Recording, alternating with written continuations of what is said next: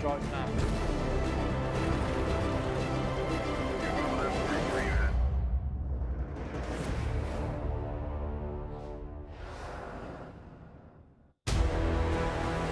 Ellos han hecho un largo viaje. Desde las dunas de neón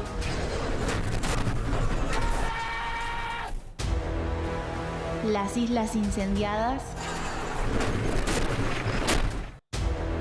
y hasta el desierto más remoto.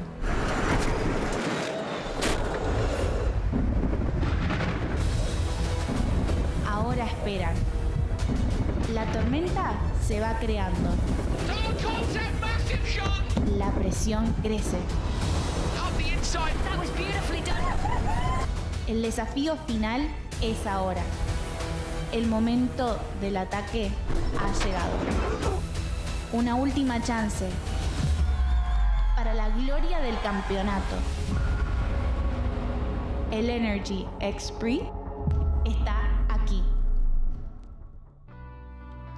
Hello and welcome to the title decider, the Season 2 finale, the Uruguay Natural Energy X Prix. This weekend, championship favourites and Season 1 winners Rosberg X Racing could make it 2 in a row, but the chasing pack is hot on their heels. I'm Andrew Coley, alongside me, Jenny Gow. And we'll bring you all the action from the track as we highlight renewable energy and close out the season with what we hope will be another South American sensation. So obviously we started the season in Saudi Arabia. It was back in February and it was a win for Rosberg X Racing as they set out their stall for what they wanted to be a second campaign of wins all across the board. Yeah, it was impressive, wasn't it? A first event, of course, for Michaela Arlen-Kotlinski alongside Kristoffersen, the champion. Great result for them. On then to Italy, Sardinia, which of course was actually a double header. Chip Ganassi Racing taking the first one of those two events. That was their first ever win. They came so close to doing it in Sardinia the year before. Yeah, it wasn't quite to be. A second event in Sardinia followed in quick succession with Rosberg X Racing once again proving that they were a little bit faster than everybody else. But things changed in Chile. They did indeed. X44 Vida Carbon Racing took the win, but only after a lot of stewarding, let's say. There were down flags, all sorts of things were going on. It was actually a great race, but McLaren crossed the lead first, the line first, Neon McLaren, and had that taken away. So expecting another decent event down here. Different terrain, mud and grass, all good. Looking forward to it. The title will be decided in Uruguay, and our season so far has been full of drama. Massive crash, it's McLaren! The opening race of Season 2 saw a huge collision between Neon McLaren and RXR. Despite having damage, RXR hunted down their rivals to take the first win of the season. An adrenaline-fueled double-header on the island of Sardinia followed. Round 2's dramatic final saw Johan Kristoffersen and Carlos Sainz come together in a huge shunt for the Spaniard. Contact, massive shot! Kristoffersen into Sainz! Handing number 99 GMC Hummer EV Chip Ganassi Racing a maiden victory. Round 3 saw RXR bounce back with a daring dive into the water by Michaela Arlen-Kotlinski that saw them take a well-deserved victory. The championship's first visit to South America followed as rivals battled to stay in the title fight in Antofagasta, Chile. Oh! The chasing pack were handed a boost when RXR retired ahead of the final due to a technical issue. And we are green, we are on the charge in Chile. X44 Vida Carbon Racing muscled their way into the lead before a series of dropped flags meant potential time penalties for the front runners. Now Gutierrez has hit a flag! Every second would count. McLaren and X44 continued to battle all the way to the end with Emma Gilmore crossing the finishing line first. Gilmore takes it from McLaren. However, post-race penalties meant that it was X44 who were crowned winners of the Copper X Prix. Now it all comes down to the final fight on the shores of Punta del Este and its advantage, Rosberg X Racing. For me to win the championship, it would be massive. I've never won a championship. It would mean so much, but it's still very tight. So we have to stay on our toes, do the best that we can do, and approach this weekend just like we do with every weekend. Coming to the last race of the year in the lead and also as defending champions, that is a great feeling. You always have a little bit of a target on your back when you arrive. And yeah, we had some close fights during the year, so there will be elbows out definitely for the last event. But I think me and Michaela will just try to focus on what we can do and maximize our performance. It's going to be a tight fight, but yeah, we will do absolutely everything that we can to try and secure this championship.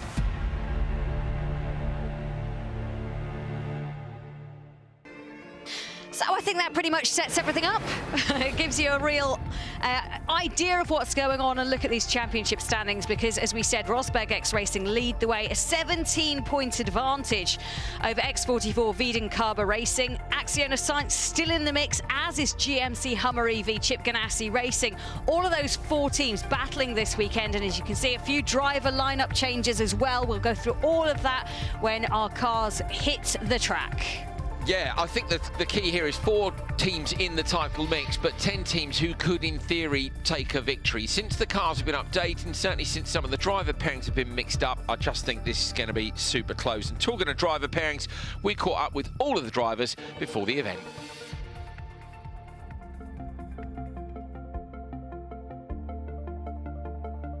Punta del Este is fantastic. Uruguay is such a beautiful country. Driving here from the hotel along the coastline, pulling into sight, seeing the track, you know, it's a great venue, and I think we're gonna have a blast racing around here. I think I've been here like 25 years ago, so I have roughly an idea what I was going to find, but different type of surface, very grassy. The track looks very cool, quite technical. Grass, which I've never raced on before. I've done loads of gravel and tarmac, but no grass. So now the track is new for everyone, and I actually get to do the track walk, the free practice 1 and 2, which is super nice. So I get to be fully prepared for when the actually points start to count. So it's a nice feeling. The location is it's a fantastic, you know, and will be the first time, I think, even for me, to race in the grass, green grass, you know. From what I can see of the course so far, I think it's going to suit us well. It looks like it's fast. It also looks like it's quite smooth from what we can see. Until the track beds in a bit, it's going to be very, very slippery in the first few laps that are done out there. And it will be interesting to see actually how the track changes over the course of the weekend. From rallycross experience, whenever you touch grass, it turns to mud quickly, which turns to deep ruts, which can damage a car if you slide over them, or can roll a car if you hook them hard. Yeah, I think the plan definitely is to do the best we possibly can, right? Obviously, we want to go out there and win, and we have a championship on the line that we really want to get, but the odds have to definitely be in our favor for that to happen. We're going to go out there, show our stuff, be as fast as we possibly can.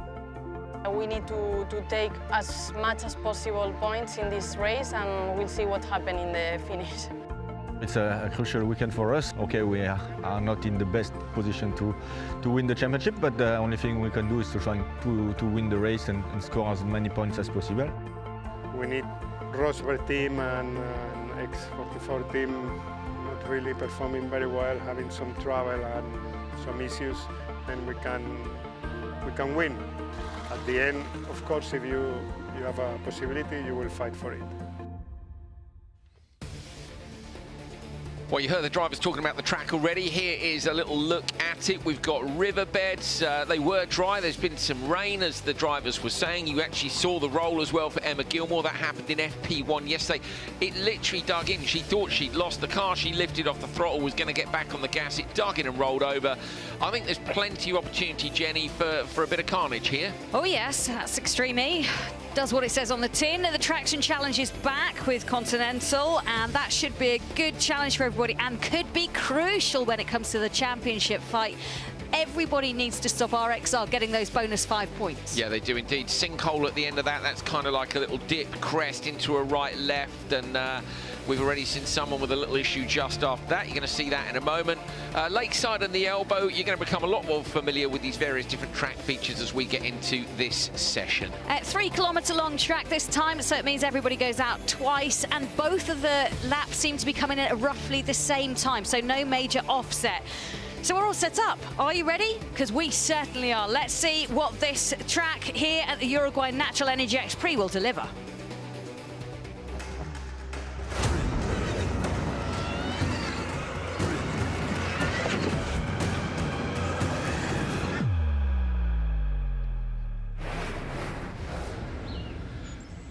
So on to Q1. First car out on track was the number 99 GMC Hummer EV. Sarah Price at the wheel for the first couple of laps. She's got a new teammate this weekend in RJ Anderson, who's covering for Kyle LeDuc. Kyle LeDuc couldn't make it this weekend, so RJ stepping into the seat just for this one. Yeah, really interesting to see how this course develops over the weekend, really, because it's very different to the ones we've seen so far. This, as you can see, grass and mud, and it's going to give us a very different way of these cars handling it and the drivers, how they choose to get this Odyssey 21 round. Yeah, how much risk they want to take as well, Jenny. We talk about it every event in terms of risk management. This one's a little bit different because I really think the track development here could be more significant than anywhere else we've been. You know, NASA was saying, oh, we started with green grass. Well, that's soon going to go to dirt, and then after that you end up with ruts potentially, depending on what the weather does. It's been beautiful sunshine and pouring rain since the teams have been out there at least. On board here with RJ Anderson, who was looking impressive in this first session. We did see one point, didn't we, where he's pulling on the handbrake with grimacing his teeth big time. So he certainly wasn't holding back. It was them setting the benchmark. Yeah, plenty of experience as well. He comes in as a two-time Baja 1000 winner. He's 29 years old and from California. And look at him. I think he's taken some tips, hasn't he, from certain Mr. LeDuc in the way that he's driving this. Just looks great out there, having fun. Yeah, he certainly is, yeah. His first time in the electric motorsport over the finish line.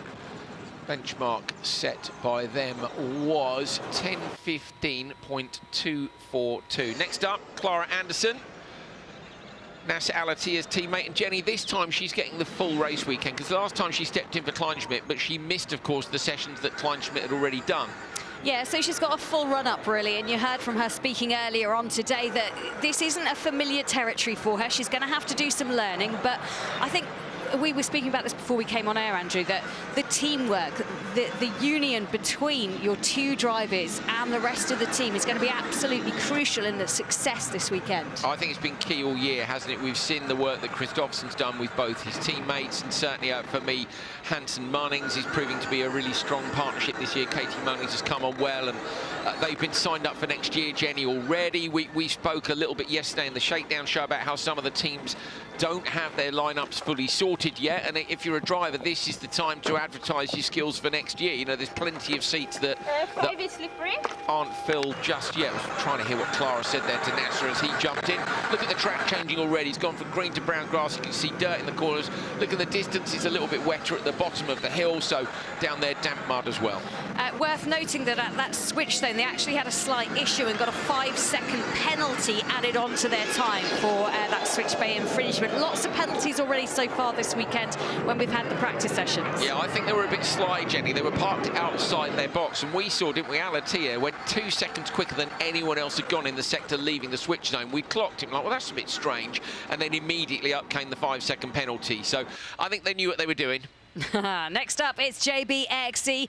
Hedda Hossas in the car, first of all, handing over to another man who's stepping in this weekend, a newbie, although he was championship driver, Fraser McConnell, and a man you know pretty well. Yeah, Franz has been championship driver a couple of times in the Odyssey 21. He'd had some seat time. He had a good result recently in his other series, and Jensen Button gave him the call up and said, do you want to jump in the car this weekend? That's a cool, isn't it? It's a very cool, Who's this on my phone? I don't know. Oh. This, though, unfortunately, is Hedda Hossas coming towards the end of the Continental Traction Challenge, jumps out of the dip here, coming through the right, and this might be the first lap, maybe it's the second lap she has the incident on, and there it is, up on 2 wheels. We saw several cars bicycle. Actually, that's the first time me and Jenny have seen the replay of that. It's not as bad as it looks, is it? You can see there's a lot of bits hanging off the car. Hedda was sent to the medical centre for a checkup, which is pretty standard procedure. On board now, coming out. Does she get too close on the left? Yeah, I think so. Yeah, well, I've seen a few cars coming up that section. They're really lean to the right, and you can just see she's unfortunate. And actually, it looked like it was going to go all the way round.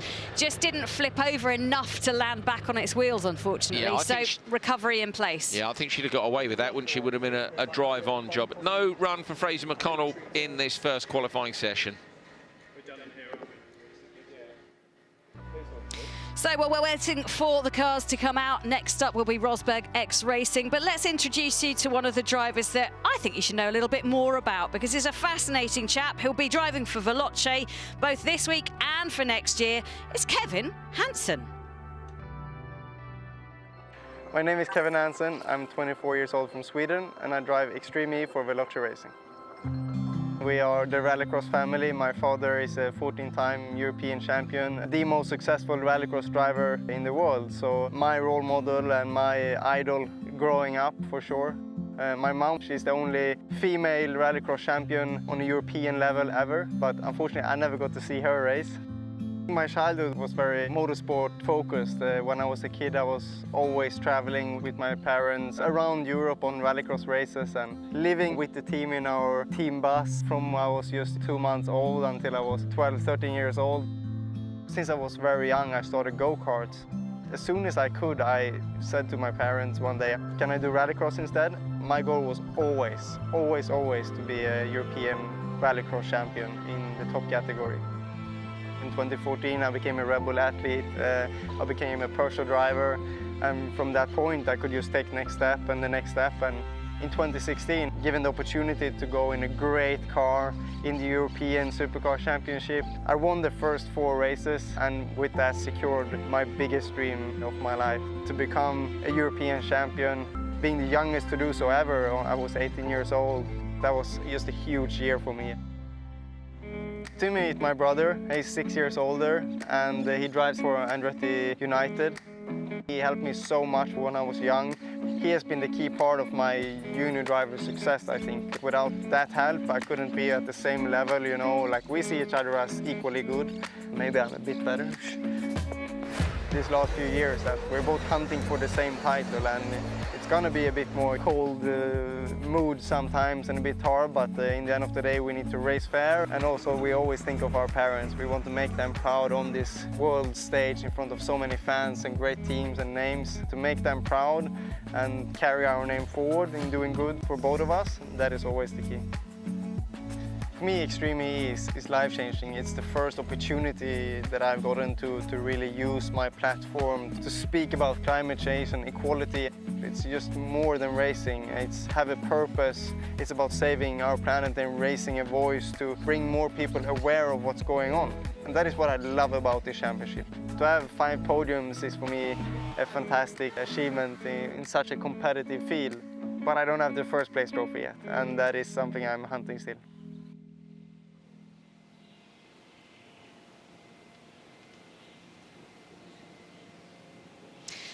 So that's the first 3 cars out. You've also met Kevin Hansen, and really interesting the dynamics that we're having now with driver contracts being updated, people getting in place for next season. As you said, there will be some spotlights shone on people. Oh, hello.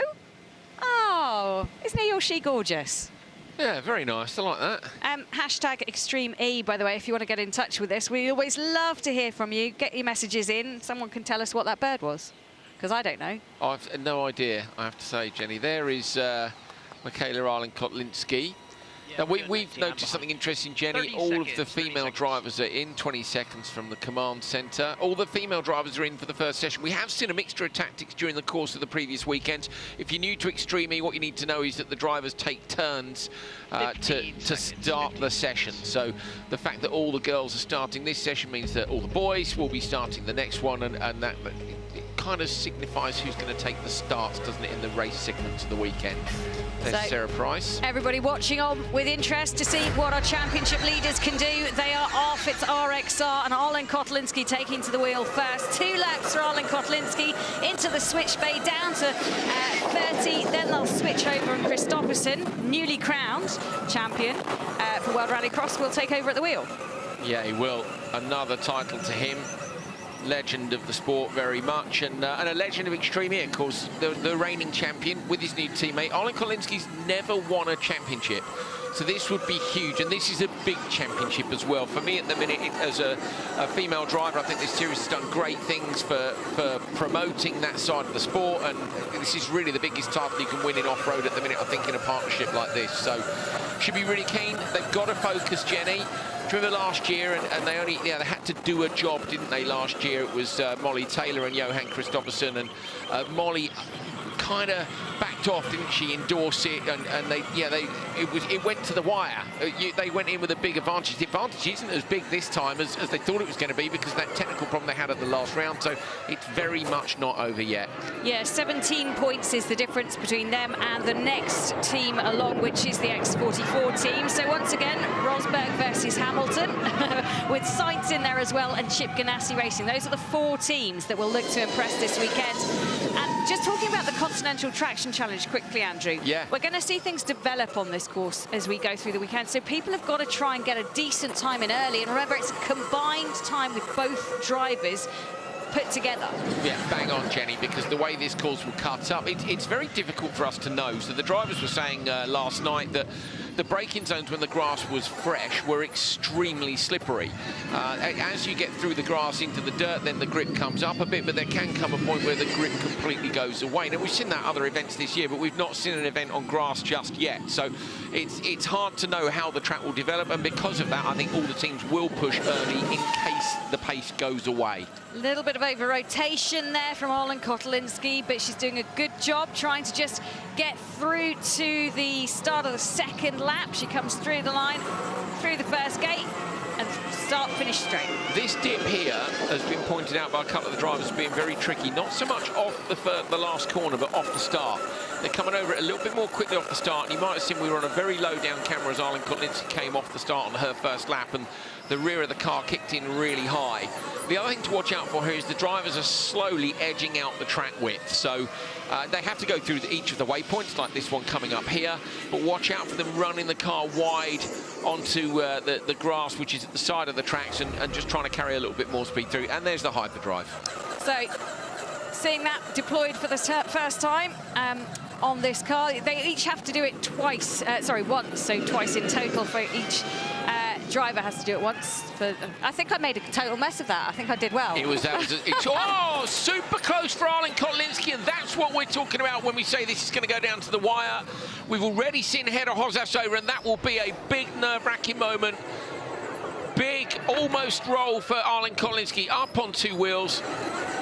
Now, getting back to what Jenny was so beautifully explaining was the hyperdrive. Basically, each driver gets a boost of power, which they can use once within their run, isn't it, Jenny? I think it's 4 seconds, and we always look for the place. Where do you think, at the minute, they're looking for where can they gain lap time, but look later on today for where might you use it to make a pass, because we saw that particularly last year in Greenland. We saw people using hyperdrive, didn't we, to make passes out of the gravel section at the back. Yeah, and people saying that, or suggesting that this could be quite tricky for overtaking here, just because of the configuration of the course. So let's see. We'll keep an eye on it, and I'll do better explaining it later. It was great, mate. Honestly, it's fine. Warming into it. What can I say? Oh, she goes over this time. A second mistake. Arlen Kotelinski rolls the car, and it's on its side. That's going to mean the run is over for the championship leaders. That is the worst possible start to their race weekend. Wow. Second car in a row to roll. JBXE rolled just literally 10 minutes ago before you guys joined us live. That's a disaster.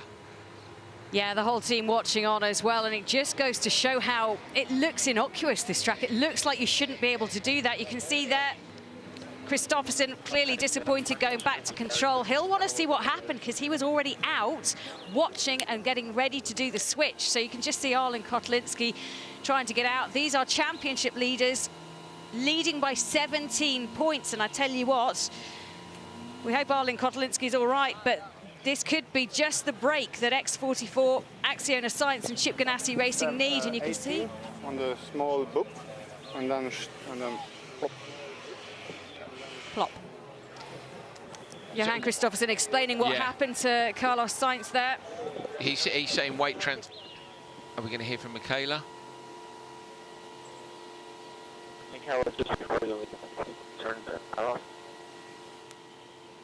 So recovery out on track. This is a carbon copy of getting Hedda Hosas out of the car just literally moments ago. She was a slightly less of an angle, Jenny, I'd say. This is more on its roof, isn't it, than it was. But it's difficult for the driver then to get out. You don't want to get out because you can be the thing that tips the car over. So the drivers will wait in the car until the rescue crews are there. They'll secure the car.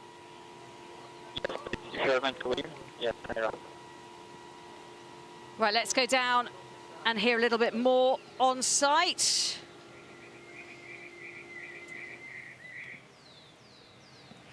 Well, I've just caught up with Johan Kristoffersson, who's exited the command centre after a roll for Michaela. First things first, how is she? Is she okay? Yeah, she was on the radio straight away and said that it was all fine, so yeah, it's good. That's good. That's good she's okay, but obviously not how you wanted a championship deciding weekend to start. She's obviously finding the limits out there and went over the line. Yeah, you know, it is tricky. We saw yesterday that that it is quite tricky, and we tried to do some changes on the car to prevent it. And yeah, it was looking good until then. So pace is there, but I think it's going to be very tight on the pace between all the teams. But I mean, it's only Q1 and it's still a long way to go. So we'll just try to. Hopefully the car is okay, so we can continue the weekend. That's what I was about to ask. Obviously, the car is going to be brought back, and we can't yet ascertain the extent of the damage. But will that car be ready for Q2, based on what you saw from the camera shots? Yeah, I think it's no problem to get it ready. Just that there's no damage to the roller cage, because that will be the end of the weekend. But if it's no problem with the roller cage, I'm sure it will be fine for Q2. All right, thank you very much, Johan. Best of luck. Well. He is right, Jenny, with the start of the weekend comment. You know, the thing is, you can go through from the crazy race, and you wouldn't put it past these guys. They're going to pull the car back on its wheels. That's not what you want to see as an engineer or mechanic. You're like, No. please don't just pull my car across and let it bang down. But they are built very robustly, these cars this year. I think the Odyssey 21s have been brilliant to watch. And despite the ease of being able to roll them, hopefully all will be OK with that roll cage. Right, so this was the one that Michaela got away with earlier on. Up onto, no, this is the roll actually. So we were going to see the other one. So there's the roll. Yeah, I don't think the cage will be damaged there, Jenny. Here it is. There's a little bump on the inside, and it actually goes the other way, look, and then over. That first impact is heavy-ish on board. Yes, the way it bunny hopped from the rear end, isn't it? It wasn't very comfortable to watch. You can just see the impact for Arlen Kotlinski. That one was uncomfortable. Just have a look at it again. So there we go. The back flips up. It digs in. She's trying to correct it, and then over it goes. One flip, square on its top. I think it'll be OK. All we're really interested, obviously the first thing we're interested in is that Michaela's OK, but from a championship point of view, all we're interested in is that roll cage structure inside the car. Close the door, though. That's good. Yeah, it did. Look, you see there, Jenny, look at it. I mean, you know, it's similar to the JBXE machine. It's not terrible. That's a proper rescue truck. Look Yeah, at it's that. cool, isn't it? Just a note, it's worth saying that if you do have an impact like that, you do get taken to the medical centre. They'll give you an evaluation, make sure you're all OK, and that's just standard protocol for Extreme E and pretty much all motorsport now. It's like the old McLaren F1, though. It's got the driver's seat in the middle, passenger side. This is earlier. Look, so bicycles. Oh, my goodness me. You know what? Wow. I'm surprised. I'm more surprised that one came back than I am that the other one went over, Jenny. I really am. She did an incredible job to pull that back from the absolute limit, and I would have thought she wound it in, but she's just got caught out by the bump. Here it is. Look at this. Mid-corner, just in a rut, and look at how it's a 90 left. It's a pretty innocuous corner. There's no compression or dip in there. Oof. Wow, so it's right, let's go back down. Laura Winter is there as our pit lane reporter. She's caught up with JBXE Hedda Hossas. Well, another driver to have a roll a little bit earlier on today was Hedda. Joins me now. Hedda, firstly, how are you doing? Are you feeling all right? Yeah, I'm completely fine. It wasn't a big one, so yeah, I'm fine. Just frustrating and not the way you want the weekend to start, is it?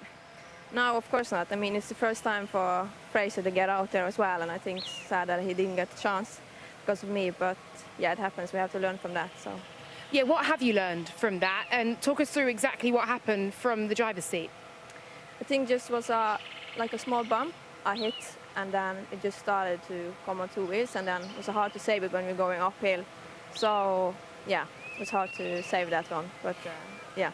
Is that something that you can correct moving forward, or is it a case of this course biting? I think for sure it is, but we're going to look on the onboard and see what happened really, because that's just how I felt, and we're going to see and work on that for Q2. Some work going on behind to the car. How's it looking, and will it be ready for Q2?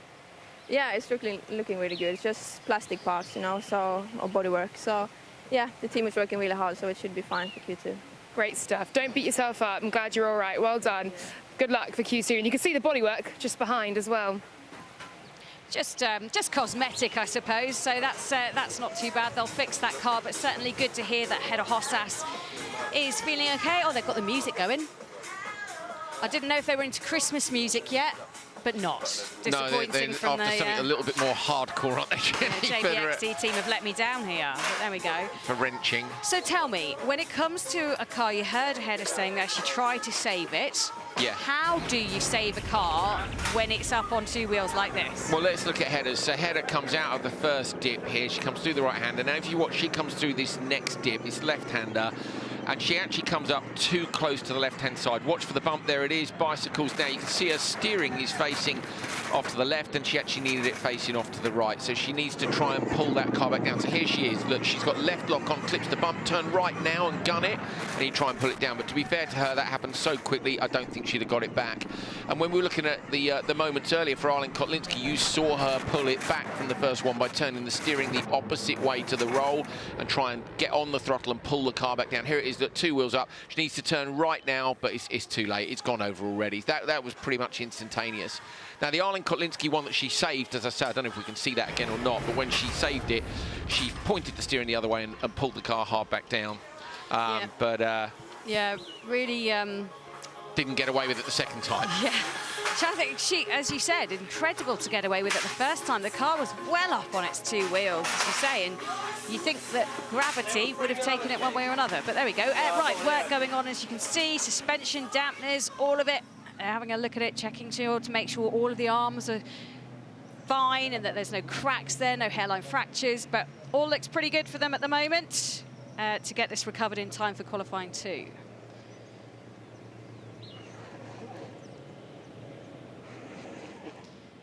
So going inside race control, you can see Scott Elkin there, and they are just having a little chat. They need to get action back on track as soon as they possibly can, but needs to be done safely as well. Any cause for concern about the course? No. I mean, just unfortunate. Look, I do think it's going to be a feature of this weekend. We've had 3 rolls already, Jenny. We've seen Emma Gilmore go over in practice. This is so this is Arlen Kotlinski. I want to see whether it's the first one that she gets away with or not. Where we were talking about how you save it. So watch for this. Whereas it must be she comes back the other way. No. She was sliding around all over the shop, wasn't she? Well, this is the thing. Here it is. You've got to slide to carry the pace through the corners. But as we saw with all 3 rolls so far, if you slide and it digs in, it goes over. This is what we've always said. You can spin a car at 100 miles an hour, no problem. It's what you hit as you travel sideways dictates whether or not you go over. So here it comes, up on 2 sheets. See, now you see her turn her steering hard to the right and throttle, and she pulls the car back down. Job done. That's really impressive to watch. I could watch that all day. Here it is. Watch it again. Up on 2 wheels. Look at the steering go hard right. Look at that. She's on 1 wheel, but she's also on the throttle. You've got to pull the car forward in the direction in which you're facing the steering. So an amazing save by Arlen Kotlinski. Unfortunately, she got caught out again on the same lap and went over. So I do feel for her. Yeah, so this is the second part. You can see her coming around. Tries to save it, just bunny hops it up. So that one, she's in the throttle, Jenny. I think she could maybe have got out of the throttle, but it's as Johan said, you saw the hand signals when he was talking to Carlos Sainz, the car bounces. So as she comes out through here, watch for the rear end of the car. So it goes up as she comes through the bump here. So up. Now the weight's gone the other way. You see the weight's coming round, the car's spinning. So here, she stays on the throttle, probably because she knows she's going round. She wants to spin the car 360, but unfortunately, they come off the track into the softer grass, it digs in and it goes over. So I understand. Same as what Gilmore was trying to do yesterday. I knew it was gone. I was going to throttle it up and spin it round, but unfortunately it digs in and goes over. So I think maybe drivers will be thinking, if I've spun it, just let it come back down, reverse out and carry on. And how problematic is this for their championship challenge? Because we saw last time out, they couldn't get to the start line. They had a fault with the car, so they were down on points. If anyone can recover, they can, but it is very definitely on the back foot. And the other teams will smell blood now, and they'll be after them big time.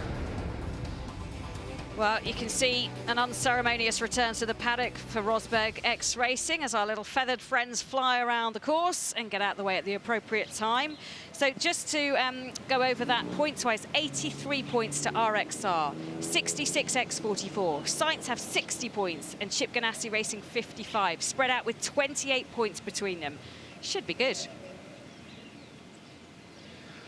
Right, we're going to head down to the Vodafone Command Centre, where we've got a legend who we can talk to. It is the man himself, Mr. Carlos Sainz. Carlos, we've seen 3 rolls so far this weekend already. Emma Gilmore's gone over ahead of Hozas, and now Michaela Arlen-Kotlinski as well. How do you change your approach to this track, having seen the way that it's developing? What do you do about this? Sorry, I only listened the last part of the question. Could you repeat again, please? Yeah, no problem. So we've seen these 3 cars have rolled already this weekend. How do you change your approach to attacking this track, having seen 3 rolls already? Well, obviously, we are still on the quali, no, and it is very important to have a clean quali. We have seen people is really pushing very hard, but at the end of the day, you know, it's probably more important to have a clean run than maybe a couple of seconds faster run. So always to find the balance is not easy, but you know, this is what we need to try to build up a good speed through the weekend. And most important is to have a clean quali now, first one, and then think on the second one with more cars around. Hi, Carlos. I'm just wondering, just seeing RXR in trouble out there, does this give you hope that the championship is still on for you? I think we need to take it step by step, you know. The experience in this championship shows that it can change from 1 minute to the next, depending on many factors, and to keep it clean, I think it's so important, you know. In Cerdeña, we were up there leading the final, and everybody knows what's happened. Last race, I was up in position 2. I got hit again in the final and go to last. At the end, we finished second or third. I don't remember. You know, it's a really a lot of up and downs, a lot of things going on in each heat. You mentioned, Carlos, in the next session, of course, we've got multiple cars on track together. We go racing. Have you spotted anywhere that you think is going to be particularly tricky, or maybe somewhere that you think we might see some passing? The start will be tricky. There is a nasty bump straight away after, and it will dictate a lot. After, I think it's not going to be easy to overtake. Hopefully, there is not going to be much dust.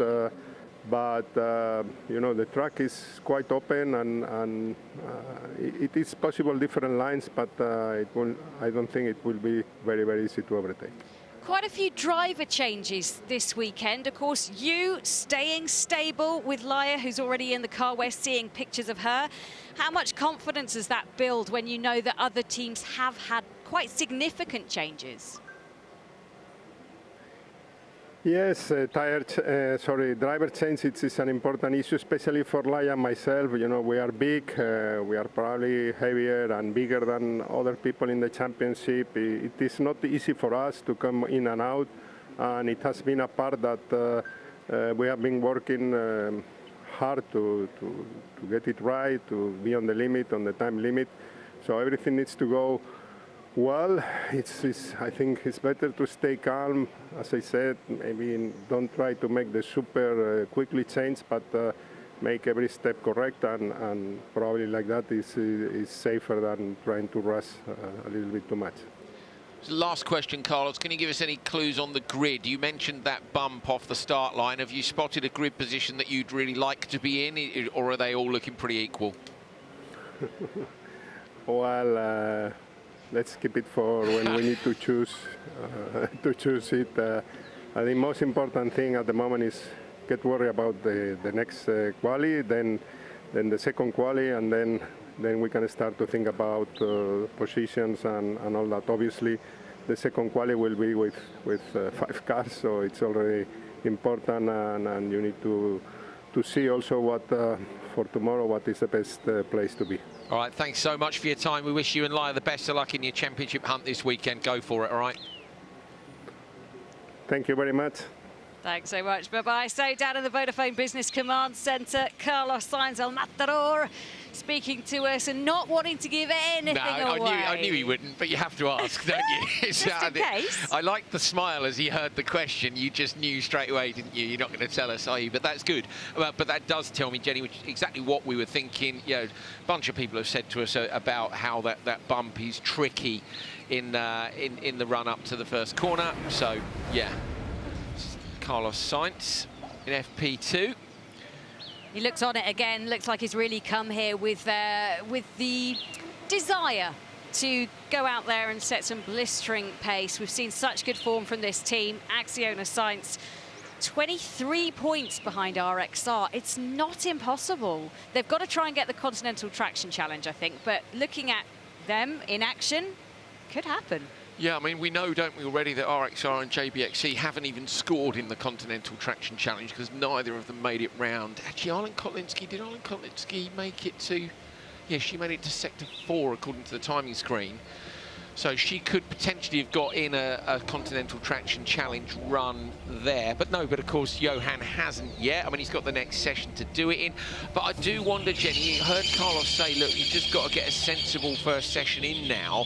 Are we going to see the approach of teams change? Yeah, no one's going to be driving around slowly, but are you now going to start taking less risk? I think I might be looking at that with 3 rolls in a day and a half. Not even a day and a half, a session and a half. Yeah, the problem is, if you want to get those 5 points, which are going to be invaluable when it comes to trying to beat the opposition, and especially get a bit of a jump on Rosberg X Racing, you've kind of got to go for it, and you've got to go for it with both drivers, because it's the best time set by each driver added together that will give you that number. Yeah, I'd risk it for the biscuit in the Continental Traction Challenge, the biscuit being 5 points, but the rest of the lap I think you could wind your neck in by just sort of 5% maybe, and just take away some of that risk. Yeah, interesting. Okay, well, that seems like a sensible thing to do.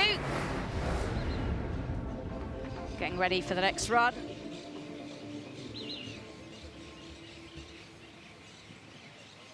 So deep in concentration, you can see Laia Sanz in the car already. Carlos Sainz down there. Let's go down to Laura Winter, who will be patrolling the pit lane for us all weekend. Who's she caught up with now? Someone fascinating. 3 rolls so far, Seb. How or will you change your approach to these runs, seeing that it's very much a risk versus reward business at the moment? Yes, I know. I think we will not change a lot our approach, because what we need is to win. So the thing is that it seems that the grip is quite high, and for our car it's a bit tricky. So it seems that it's easy to hold the car, so we will integrate that and try to keep it in the mind, but try to give our best. And just over the cameraman's shoulder here, we've got the RXR car being brought back. Obviously, Michaela having just rolled that one. 17 points you are behind. Nobody likes to see another driver roll a car, but it must mean that your hopes are alive for the championship fight. The hopes are alive, but the goal still is the same. We need to win. It doesn't really matter what they do. We need to fight for the win and try to get it. So it doesn't really change our approach. We will go for it, continue to push. Yesterday the feeling was quite good. Today the track seems to be a bit tricky. So that's how it is. So no change for us. We'll try to push. All right, great stuff. Thank you very much. Best of luck for quali. So Sebastian Loeb there for the X44 Vida Carbon Racing team, and Lewis Hamilton now signed off from Formula One for the season. He couldn't get a win in Formula One, but he'll be hoping that his team can go out there and get a win for him this weekend, and maybe, just maybe, get that championship away from Rosberg X Racing. We are seeing some extraordinary birds. We are. You mentioned the one earlier with the beautiful red crest on its head. I had a message in from Tracy Smith who says the bird is a red cardinal and brings luck. Cardinals appear when angels are near. Unfortunately, didn't work out, did it, for Hosas or for Michaela Arlen Kotlinski. So the Cardinals obviously weren't near where they were. Must be on the other side of the track. Yeah. Let's see who luck favours this weekend. Who's going to manage to get the skill that it needs to go around this, what is unforgiving 3-kilometre track in Uruguay, and actually manage to keep it 4 wheels planted, not spin, not roll, not make a mistake, because that's going to be crucial. Absolutely crucial. Good bird knowledge, by the way. It is, isn't it? Yeah. Amazing. Look at that. Beautiful backdrop. Nice to see some greenery. Such a different backdrop from from all our previous events. Fascinating that they have so much renewable energy here as well. 98% of all the electricity is made from renewable sources. That's an ambition for, I think, every country. Well, Punta del Este, a beautiful setting for the Uruguay Natural Energy X Prix. Not far away, I think 5 miles off coast. There's 200,000 sea lions that loiter in their home. And Axiona Sainz haven't got going yet. Still in their garage. They look very relaxed, but surely there must be a time limit on when they can leave. I don't see any stress, though. I don't feel it. Okay, well, I mean, Lyle looks pretty chilled in the car. If we can see what's going on in the rest of the tent, it might be that they've got an issue with the car. They're maybe going to send another car next instead. So they're giving them a little bit of a reprieve. Nobody looks that stressed. There they are. Look what's going on in the background. Well, laptops and wires. Welcome to electric motorsport. It's different, isn't it? Okay, they're going to run later in the session, so they've been given a reprieve, but they've obviously asked the stewards for a little bit of time to work on the car, we believe. We're getting sort of messages from down there on the ground, so forgive us if we're wrong. Never wrong. Well, you just do, oh, wow, now, come on, what's that? I mean, it looks like a kind of turkey. I was going to say the same, but I suspect it's some sort of a... Look, it's a bit more vulture-y, isn't it, than a turkey? I don't fancy... yeah. Many of those will have eaten on Thanksgiving. There we go. This one's having a rummage about. Look, seeing if he can find anything in the recently upturned earth. By the way, if you do want to go vegan, it's very good for the planet, and it can be one of your count-us-in steps. There you and go, Jenny. Don't eat the bird. Look at you, That's Jenny all I'm Cow. saying, Andrew Yeah, Cody. that's Do fine. not eat the bird. That's fine. Eat a bird substitute. I had a pizza last night. Is that a bird substitute? No, you definitely had meat on your pizza, I can guarantee. It is beautiful. Look at this. It's amazing. Lovely part of the world, really is. And of course, the second time we've been to South America. 1,500 kilometers it is from Chile, across the coast, all the way to Uruguay. And a pretty cool place, as you can see. And actually, fans, for the first time, were able to welcome the Extreme E party to the Punta del Este. They had a lovely kind of Le Mans-esque show where they got all the fans to come down, see the cars, enjoy the atmosphere, have a little party on the beach. There's some on site as well. For the first time ever, there are some fans actually on site. Of course, the Dakar Rally's been down here before, so there's a big following for motorsport in South America, as you see Cristina Gutierrez roll out in the X44 machine. So yeah, it's good to see some fans there. They've all been asked to consider how they go to the venue. So they've been asked, you know, can they cycle there? Could they go in an electric vehicle? They're going to be eating things that are served in recyclable containers. They've been asked to help pick up the litter at the end of the event. I think it's quite cool, actually. I hope that the fans buy into the concept. That would be cool, because I'd like to see some fans at more events. I get it. I understand the concept of not wanting to increase the travel. We understand that, but there are ways of doing it. People still want to go and watch sport, and so, you know, let's maybe we can make this work in other sports too. Yeah, this one is much closer to the city centre as well, and very near to the centre of Punta del Este, and they've asked if fans can only come from Uruguay and Argentina. And bearing in mind we have an Argentinian in this weekend to drive for the Excite Energy Racing team in Escal Companc, I think he might have some fans there for him, cheering him on. Indeed. Quite the character. Saw some pictures of him last night wearing a panda head in a GT paddock. Don't you normally wear a panda head? Angry panda, what was it?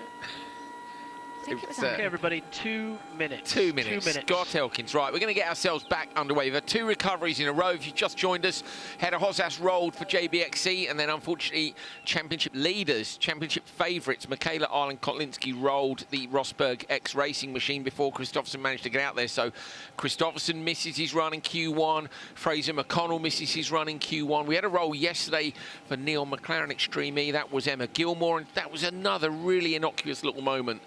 Sebastian Loeb says they won't change their approach, that they have to go for it. I think, Jenny, they're going with the old thing, we can't control what anybody else does, only what we do. But still, I think you're going to look at it.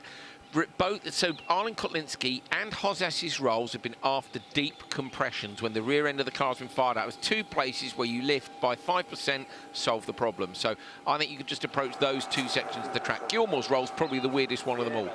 Axiona Sainz, you can see conversations going on. 1 minute, 1 minute. Just trying to see what the issue is. They've got the organisation in there. You saw the chap with organisation written on the back of the shirt, so that's one of the stewards they've called down there basically to go, oh, please, can we just have a little bit longer, sir? Yeah, they'll be ever so nice to him and make their case for needing to run later in the session and hope not to get a penalty for that. So X44, while the repair works go on and the conversation happens, Axiona Sainz will take the next spot. They will go out there and Gutierrez is at the wheel ready to go. We know there's less than a minute. 15 seconds. 15 seconds until we get this underway again in action. Just spoke to Carlos, didn't we? He said, you know, in this series anything can change. We were asking him, what does it change with RXR rolled, and now they're not out for their run either. Does that make X44 the favourites at this moment? I think it does, but they're about to start their run. Gutierrez releases the handbrake and launches the car off into the course. Let's hope it's not another rock and roller. Oh, you've got to be trepidatious, haven't you, when you go into this? You can just see the elevation, the jumps coming up as well, kicking around this corner. I'm just nervous watching it, but you're watching along with us, and we'll see how this goes, bearing in mind they know that anything but a win this weekend won't be enough, really, for them to take the championship. And they've got to hope that RXR finish off the podium, not in the top three. Top three finish for RXR, and they will become champions. So watching the way Gutierrez came into that first corner, you could see her back, and the second one, in fact, backing it in a lot. So they're rotating the car a lot on the brakes. Let's see if we see the same again as she turns into this next corner. So watch for the rear of the car moving on the way in. There it is again. So just get the car sideways before the corner. Here again, look.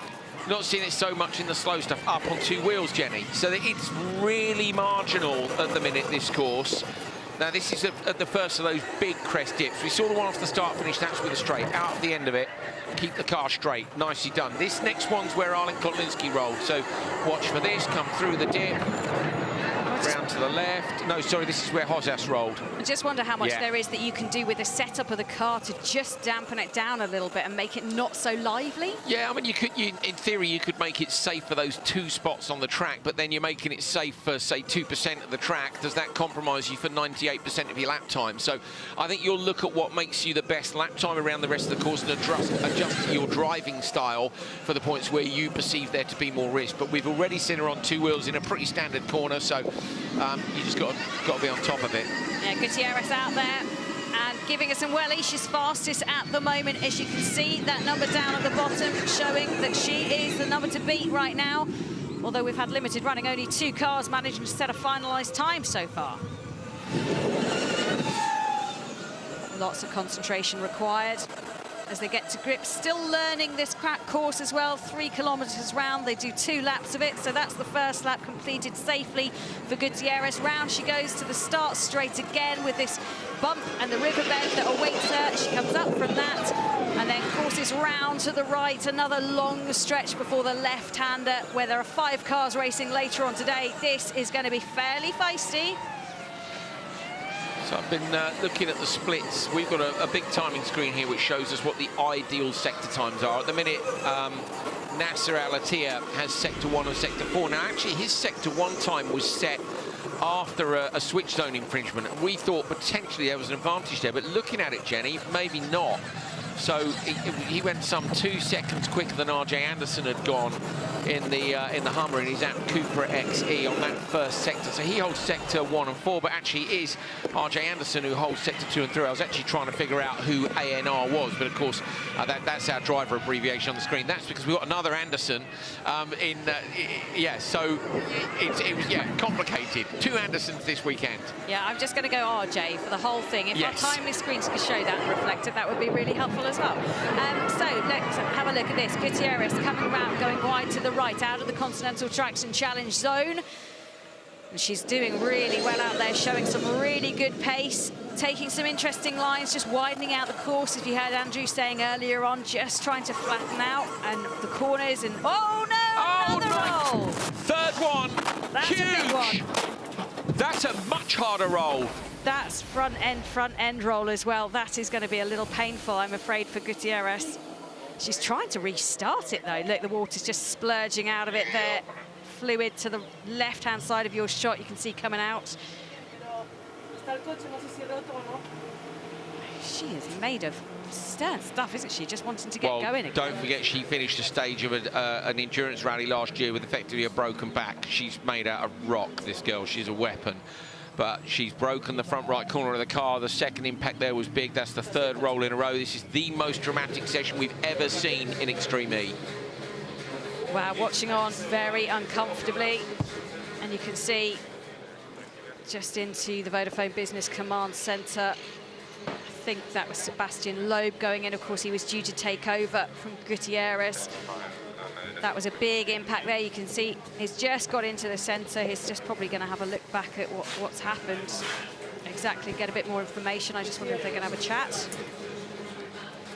Can't really hear what they're saying, but that's not good news. They were so hopeful, weren't they, of getting some serious points this weekend, but that was a big impact for Gutierrez. They're just lifting the door open. Hopefully she's fine. She wants to get back out. Okay, yeah, I understand that. Yeah, I just need to make sure you're okay. Any pins and needles anywhere in your body? Okay, do you remember the crash? Yeah. Okay, are you happy to get yourself out? Yes. Okay, guys are going to give you a hand, okay? Okay, she's got pain in her neck, okay? She just... Can you do your belt? I can. Okay, get out. Okay, I'll let you get out more than me. Yeah. Great work from the safety crew as we take another look. Bicycles up on two wheels. She turns the wrong way, but that's not fair to say that at that speed. Look at that, though. The impacts, Jenny, are big on both front corners. There is a lot more, and the rear left is broken too. There is a lot more work. Here she comes in again.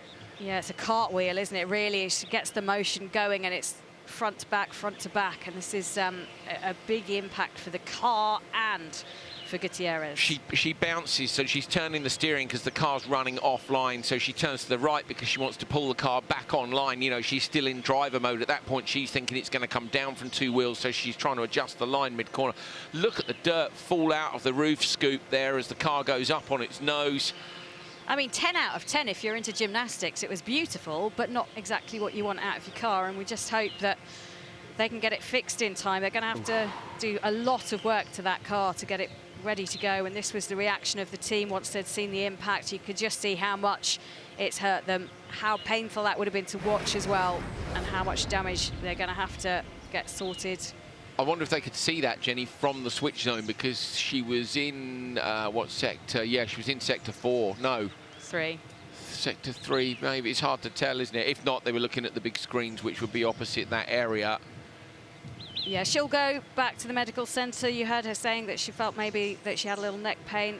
The extraction team doing a really good job there, assessing everybody on the spot just to make sure that they're okay, that there's no concussion to deal with, taking these things very seriously. And just for the record, actually, we haven't spoken about the championship drivers this weekend. Christine GZ is one of the championship drivers, and Timo Scheider the other one. So those two on standby if needed for any of the teams. You can see the work going on down at RXR. Championship leaders, 83 points to their name, and they've just seen their nearest rivals crash out as well. It's a course that is not taking any, it's really vicious. It looks so flat, it looks so easy, it looks deceptive, doesn't it? But the recovery vehicle coming back now and depositing Gutierrez at the medical centre just to make sure she's okay. Let's go back down to Laura Winter. She's with Sebastian Loeb. See what's going on. Well, just before that run, you said you weren't going to change your plan. Christina went out there, she attacked the course. Unfortunately, she has also rolled. First and foremost, how's she doing? Is she all right? Yeah, the information we have, she's all right. So that's the most important thing. For the rest, yes, it's over again, but that's how it is. The car doesn't work on this track. We see the three last cars on the track rolled, so it's not the last one that will roll. It seems that the grip is too high compared to our center of gravity, and if you want to push in a corner, you roll. So because it was really a flat corner, easy 1-0, and she rolled. So it seems that it doesn't work with the car. There's a lot of work going on down this whole pit lane to get cars back out for Q2. This looked like a big one, though. Can you sort of ascertain the extent of that damage so far?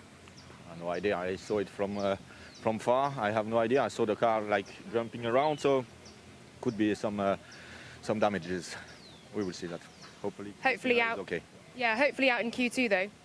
Yeah, we will see. I don't know how it will go on, but for sure we will try to be in Q2. Thank you very much, Seb. Sorry to see. And pass our best wishes to Christina as well. Thank you. So Laura Winter with the interview there. Sebastian Loeb clearly disappointed. And that X44 team just waiting to get the car back so they can start work on it, really. But this is now a question. Oh, look, there she is, Arlen Kotlinski back in the garage. This is the other team Don't worry who about are it, working. she's being told. And that's what you need from your team. You need them to come together, no blame culture, and just say, OK, it happened. Don't worry, we'll get through this together as a team and we'll work through it. And that's really important, to welcome her back in with... Yeah. Absolutely, open arms and just go, look, mate, it happens. We've all been a car sometimes. Everybody makes mistakes, whether it's the the mechanic who didn't bolt something on quite right to the driver who bins it. Now, if you make too many, obviously in the end that becomes a problem. But you can't have that loss of confidence in a crucial moment in the championship. And Arlen Kotlinski's been brilliant all year. You want to be fastest, you take some risks. The question now is over our. Loeb said we're not going to change our approach to it. Should you have done? Did you need to go a bit slower? I agree with you, Jenny, what we said earlier. Go for it in the Continental Tractor Challenge. And nobody's tuning into this show to watch people drive cars slowly. But also, I hope that most people aren't tuning in to see the crashes. I'm tuning in to see people driving on the limit. Crashes are a byproduct of those things. So we're actually going to have a catch-up now with Michaela Arlen Kotlinski, who is going to be down in the paddock with Laura Winter. Michaela standing next to me, cutting an understandably frustrated, disappointed figure right now. Talk me through what happened, and also we're so glad to see that you're all right as well. Oh, thank you. Yeah, I mean, in the end, that's the most important thing, and I'm just heard that Christina's also fine, so very happy about that. Also with Hedda, I mean, as we could see, a lot of grip on the track today, and from my side, I was close in the corner earlier on, and then it was pretty much a silly roll, to be honest. They came up and then too much weight on the outer wheel and then just rolled. So I hope cars should be okay and ready for Q2. I mean, of course, it's disappointing, but it is what it is.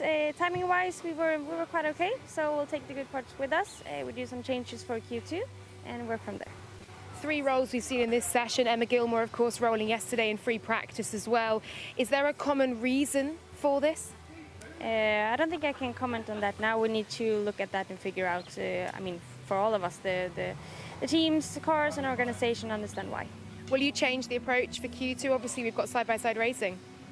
Yeah, I mean, you always change for side-by-side racing. It's different compared to time qualifying. Johan will then take the start, since I started in qualifying 1. But yeah, I mean, of course, it's going to be important for us to have a good position, but that's always the goal. So we will have the same approach there. Thank you very much. Best of luck for Q2. Thanks, Michaela. Well, lovely to see Michaela Arlen Kotlinski doing fine. Obviously frustrated, a little bit gutted as well, but the RXR car back in the garage and being fixed at the moment. This is Tamala Mononaro, Excite Energy Racing. She's going to get in the car ready to go. Just to tell you, car 55, that's the Axiona Sainz car, is under investigation for a missed assigned qualifying order. So they will be looked at for that, and whatever penalty they may or may not get, we will keep you up to speed with. But Andrew, I'm just having a look at think about this. Yes. We've got 3 teams now who have rolled, and they're out of the running for this part of qualifying. Only 2 teams have got a time on the board. So you now have to, and Axiona Sainz haven't got out yet. So those 4 teams plus maybe Axiona Sainz have to think about what they're going to do going into this. And maybe, even though you don't want to drive slower, you've just got to get a time on the board, haven't you, and make sure that you don't roll your car. Look, I think the fact that GMC Hummer EV Chip Ganassi Racing and App Cooper XE are within 0.2 of a second of each other after 4 laps shows that it's perfectly possible to get out there, give it a big old push and see what goes on, and they actually got a 5-second penalty, so they would have done a 10-10. Now, Arlen Kotlinski, interestingly, said the grip is up today, and that's what we were talking about track development. So the grass has gone away, which all the drivers said was slippery. Now the cars are digging in a bit more to the dirt. That is digging in a bit too much. I would suggest, by the way, that the fact that the team are repairing that car means the roll cage is okay, which is great news for RXR and for us in terms of that championship fight. It remains to be seen, obviously, with the X44 machine and the JBXE car, what condition they're in. I think the JBXE roll was light as well. Yeah, I tend to agree. Yeah, no, it's not a biggie. It's not, I mean, it's easy for us to say, isn't it? Believe me, rolling a car at any point is relatively a biggie. But yeah, I'm not sure I want to just volunteer to do it. No, but it's not.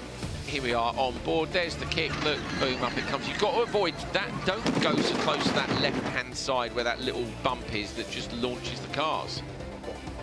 Yeah, I think all the teams will be watching and really trying to assess what's happened.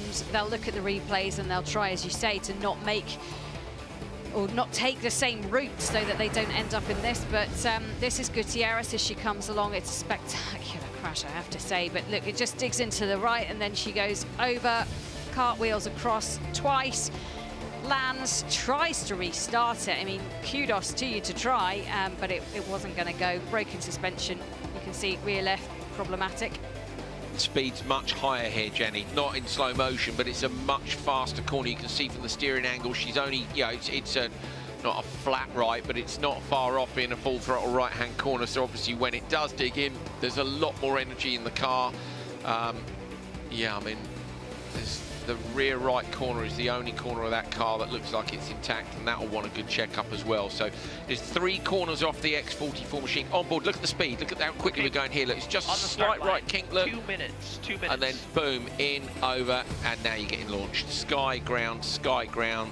Look, that's the worst view as a driver. Yeah. Yeah, I mean, these cars are robust, though, aren't they, this year? They are, I mean... Well, unless you do that to them.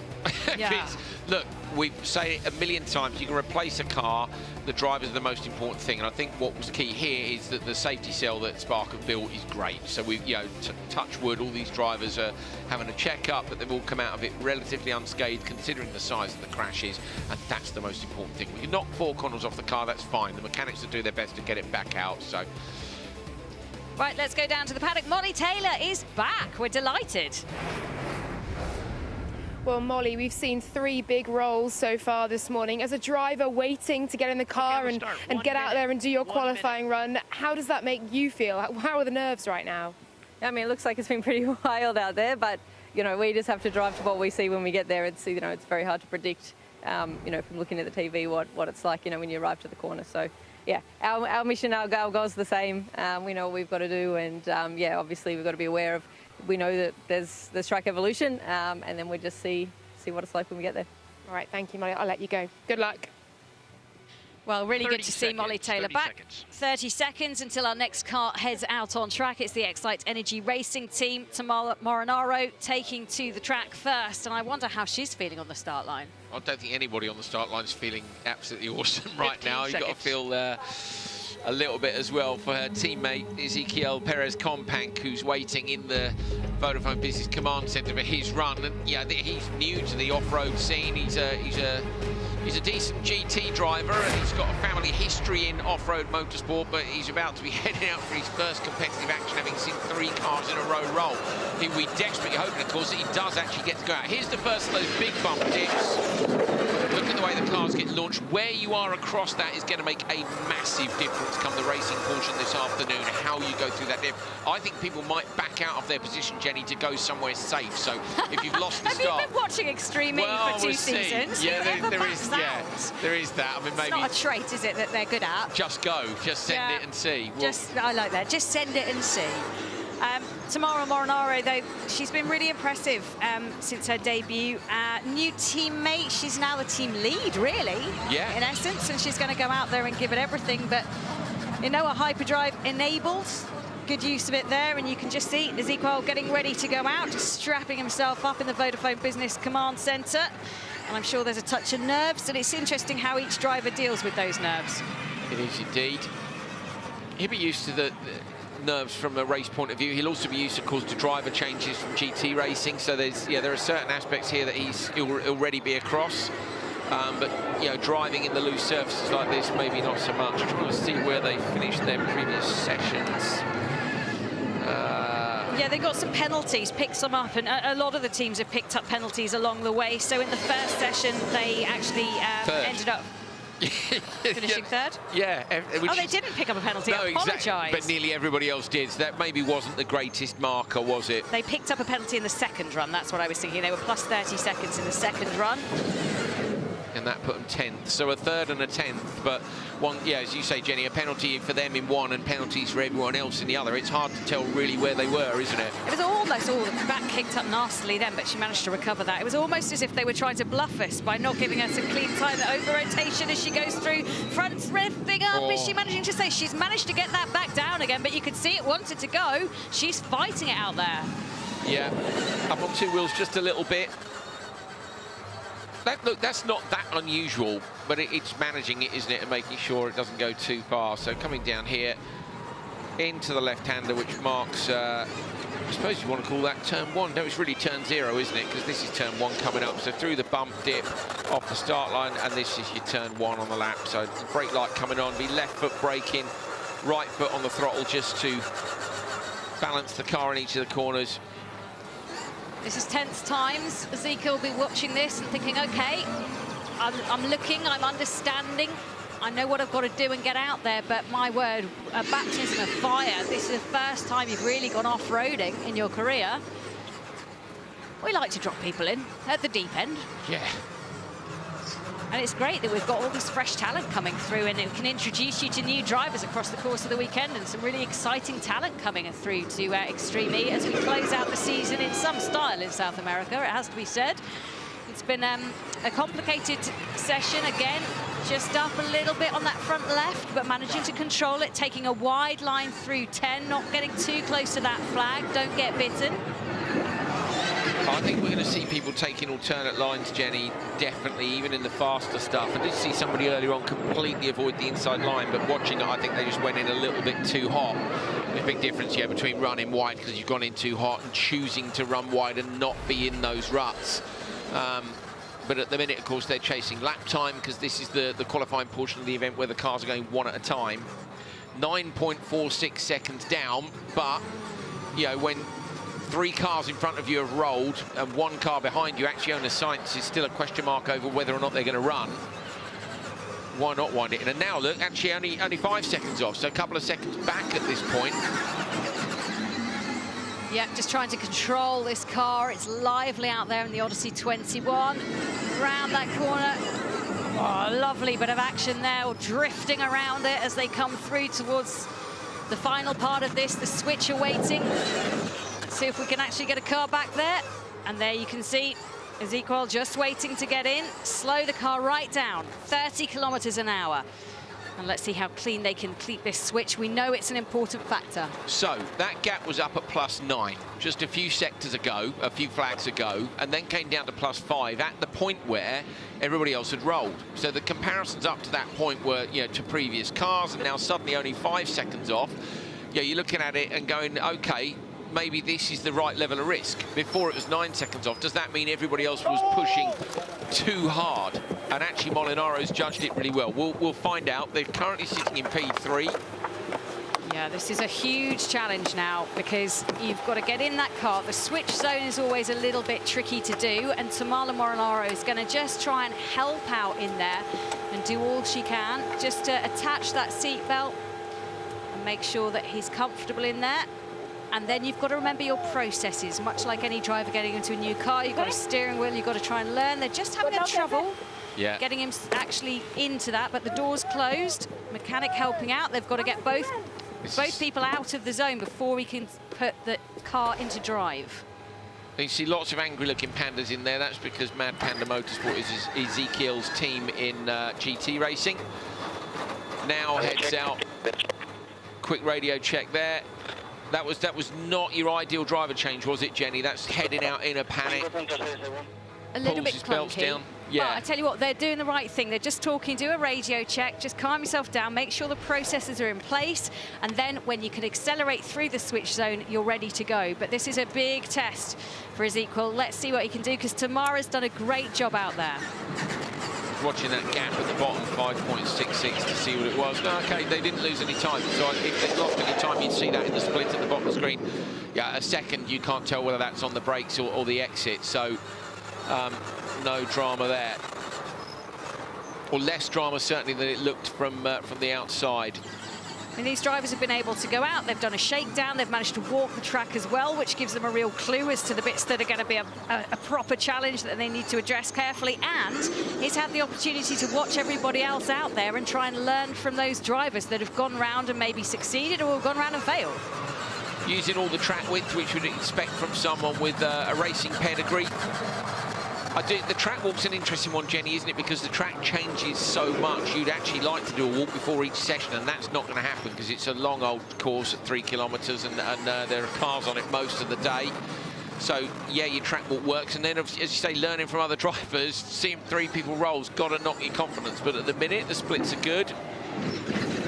A little bit of air there over the jump through gate 11 as they're still in this Continental Traction Challenge section, and you can see Catching just trying to close that gap between their team and others that have already managed to post a time out of the Continental Traction Challenge, and it's 43.430. Oh no, that's Hedda Hossas's time, my apologies. It's a 44.019, so a little bit slower than others, but you've got to get the car round, you've got to post a decent time and learn all the time about what these Odyssey 21s can do.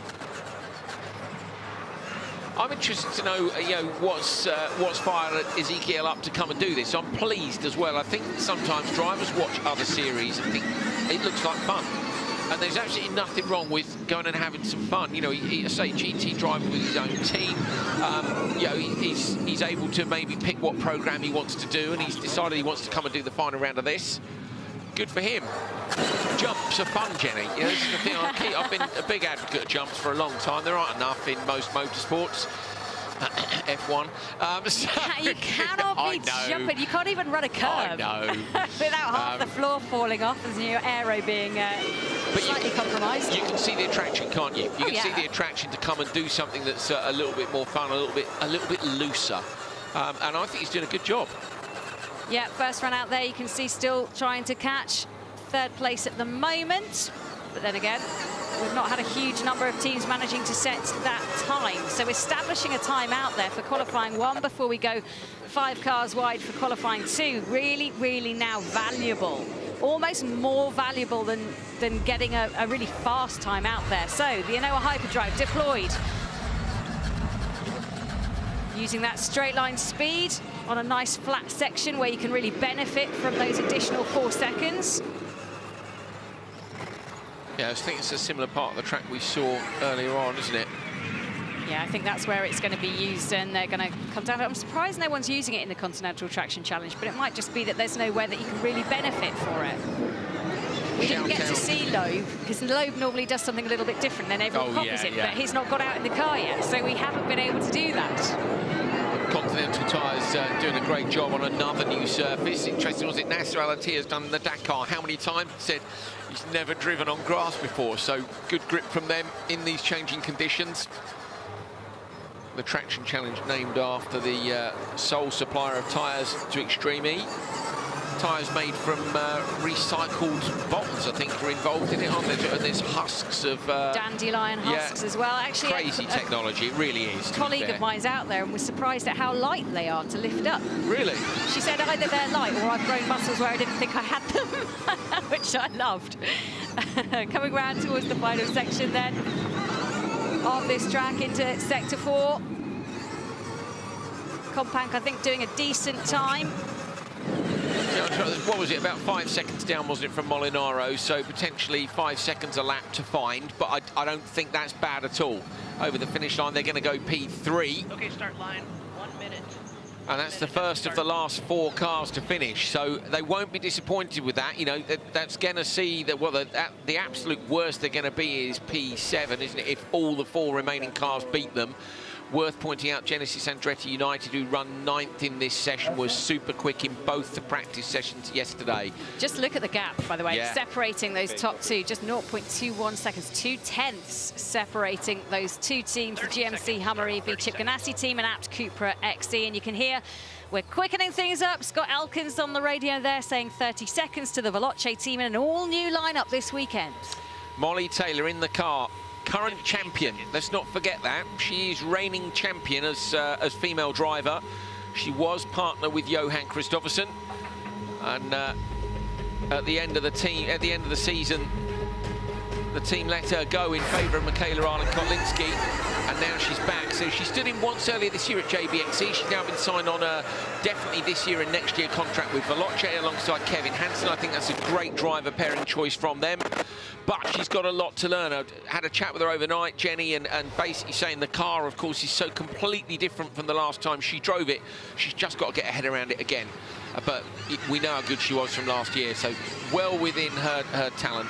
Yeah, her capabilities unquestionable. She is absolutely brilliant out there, and it's just a case, I think, of trying to just reel back in your expectations of what you wanted to do to the capability of this car and the course, more importantly. And just look, she's catching at the moment, just trying to close that gap down between our leaders, who are the GMC Hummer EV Chip Ganassi Racing team. And Veloce have had bad luck so far this season. They haven't scored the points they hoped they would, just 8 points for the season. And I think that's why they've taken some pretty drastic action in going out there and saying, OK, we're going to do a complete driver change. So the lineup is gone, and we're going to invest for next year now. This is them getting ready for next season.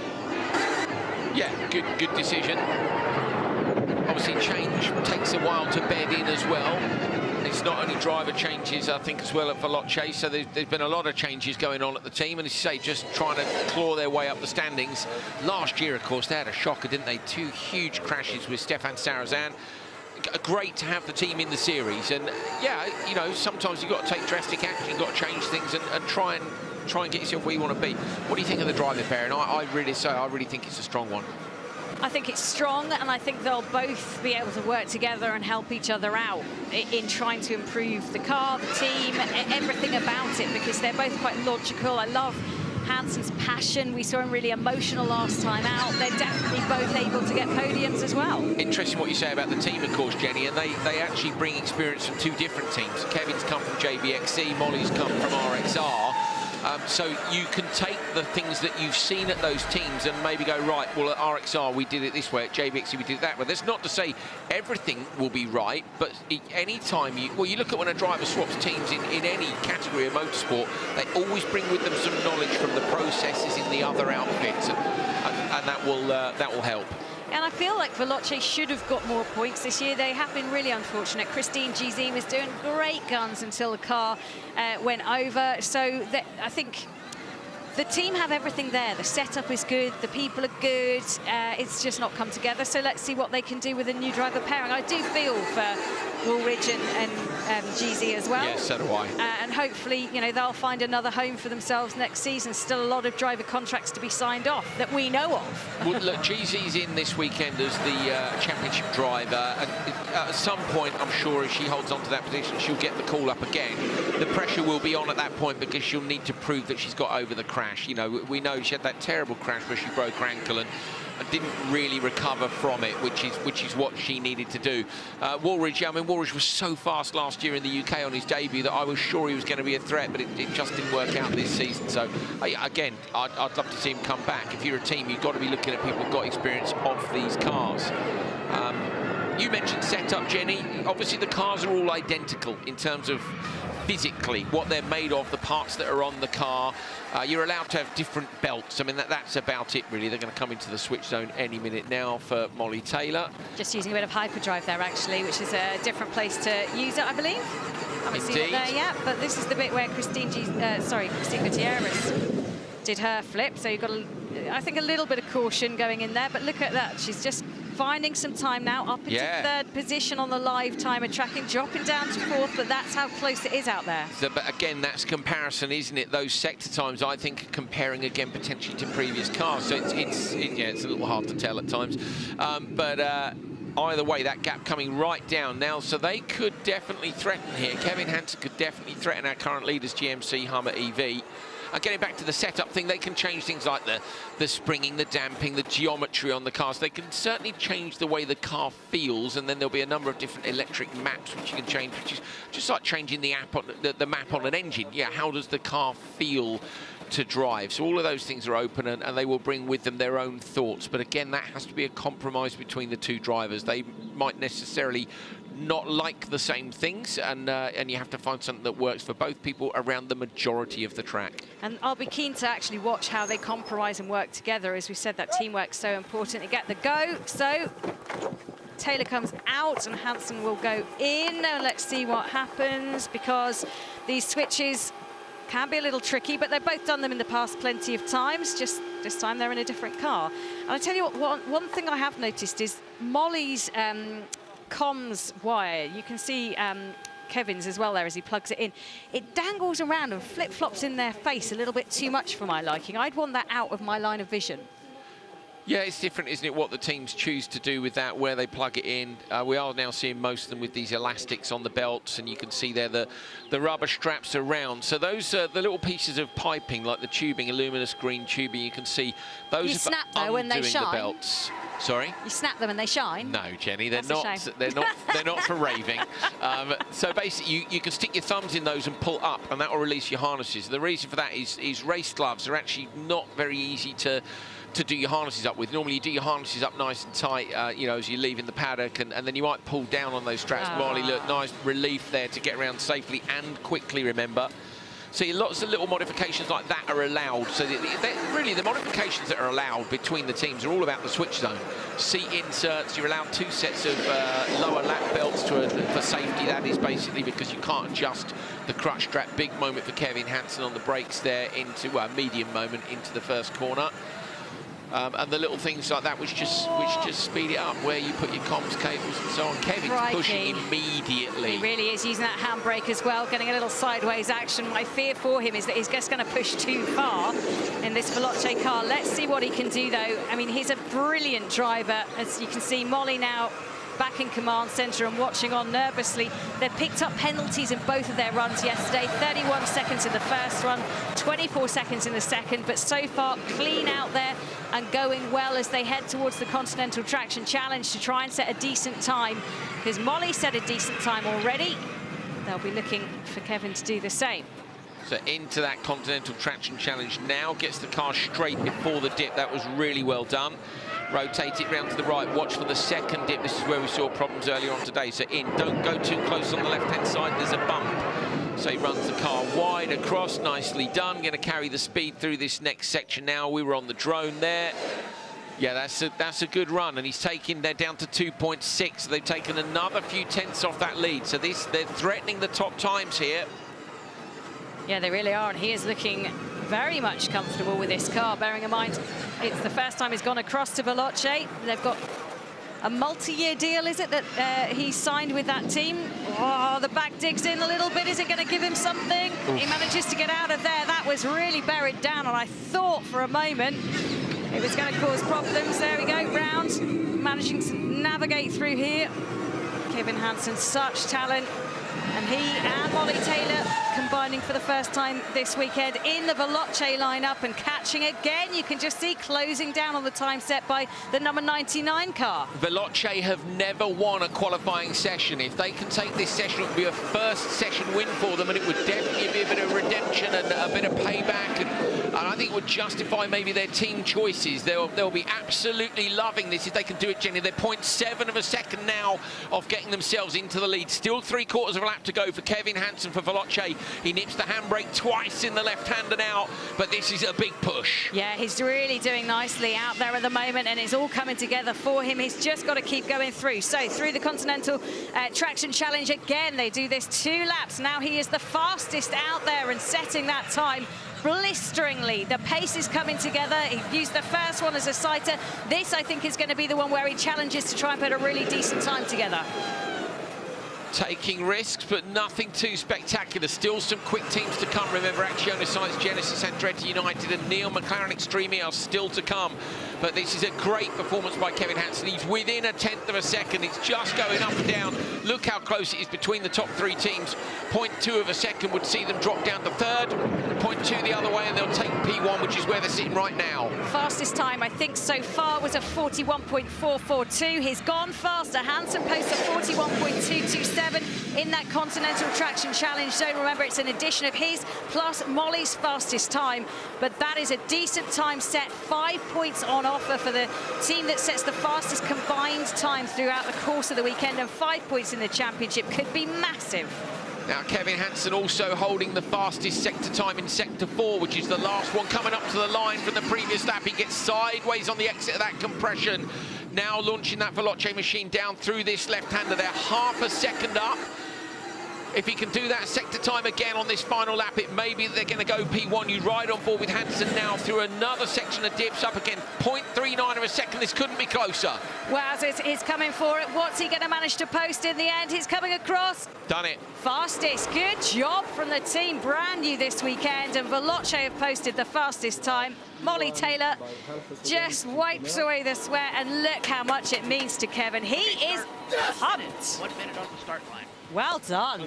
Very pleased indeed. Now there's 0.7 of a second covering the top three teams. Veloce, GMC Hummer and Abt Cupra, 0.7 of a second. Abt Cupra did get a 5-second penalty, so they would have been quicker, but that may have given them the advantage they needed to do that time. So very hard earned by Hansen and by Taylor for Veloce. Brilliant performance. Look at the adrenaline coursing through their body, and really nice. Timmy, who will get in the car next up, or I think it might be a switch in order, but when he gets in the car for Genesis Andretti United, no, it's Katie Munnings and Timmy, he just clapped Molly on the back and said, you know, well done. And of course, brothers competing, rivals, as you can see there, Timmy.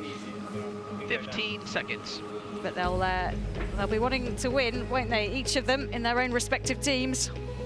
They will indeed. P1 and P2 yesterday for Genesis Andretti United in their 2 free practice sessions. They looked very comfortable in this car, but they will be aware of how the track conditions have evolved since they were out yesterday afternoon for FP2. Munnings away from the line will hand over to Timmy Hansen.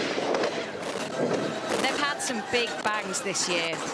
You know, that car has been feisty for them, so they need to hope that they've set it up well, that they're ready to take on the conditions out here on a very aggressive Uruguay track. But you can just see Katie using the handbrake a little bit as she's going around this track into the Continental Traction Challenge zone. Now they do need the 5 championship points, but they're not in the title hunt, so it's not so important for them to risk everything in this section. What they do need is they need a brilliant result. You know, they want to take a win this season. They got one last year. They've had a P3 this year, and they'll really want to be on the top step of the podium to go into next year. Remember, they've both been signed on a longer-term contract, Munnings and Timmy Hansen, and they'll want to repay that faith that the team has put in them with a great result. They've been so close this year. How many times have we said they're on the pace, they're impressive? It just hasn't gone their way. So they'll be hoping this weekend that it does. Currently 6th, by the way, in the Drivers' Championship, or the Constructors' Championship standings, just 1 point behind Neon McLaren, who also won a clean weekend. So there really is a little bit of a battle there for position, and as you say, they're not in the championship contention, but they'd like a few extra points, wouldn't they, out there? Risk rewards, we talk about it all the time. Got to do the sensible and right thing, but you've also got to go out there and have a bit of fun. Now, championship standings is worth a little chat. At the minute, we've had a roll for Rosberg X Racing. We've had a roll for X44 Vida Carbon. Axiona Sainz are still in the paddock. We don't even know if they're going to show up. It is advantage GMC Hummer EV Chip Ganassi Racing, who are P2 in this session at the minute.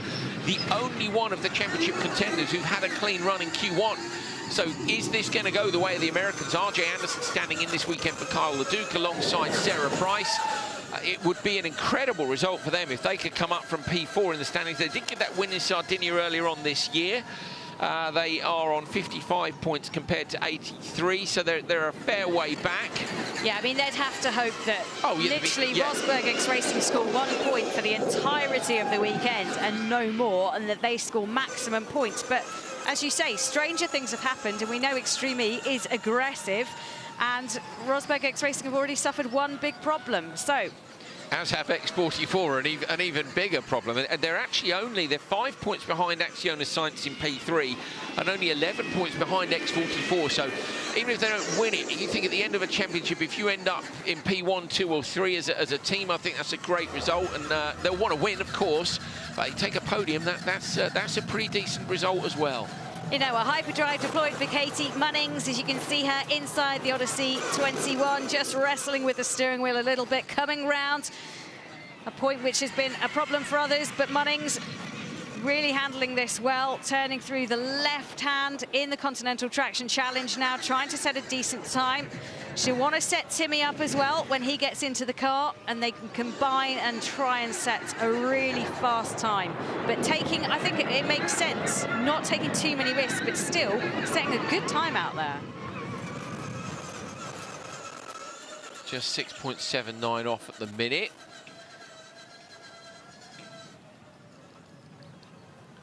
Coming towards the end of the lap now, in Sector 3 currently.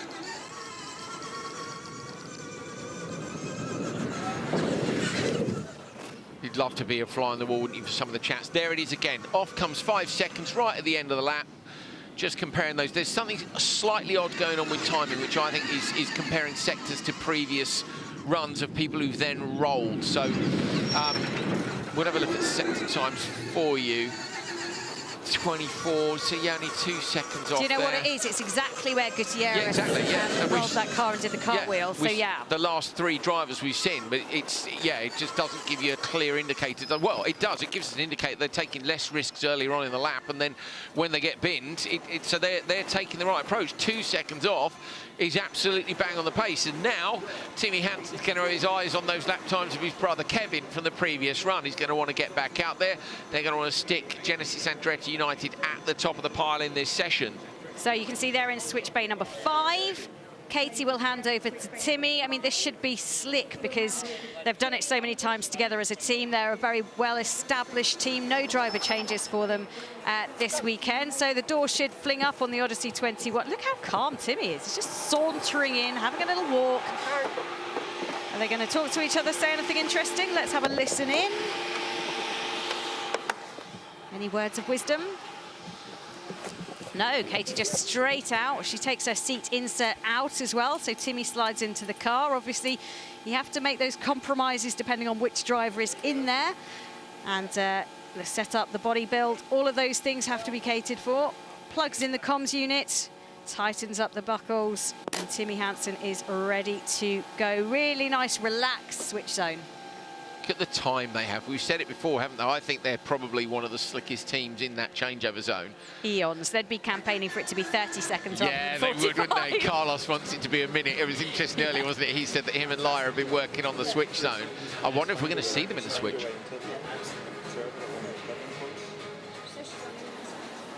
Just trying to have a little earwigging. Yeah, couldn't quite hear, could we? We're so naughty.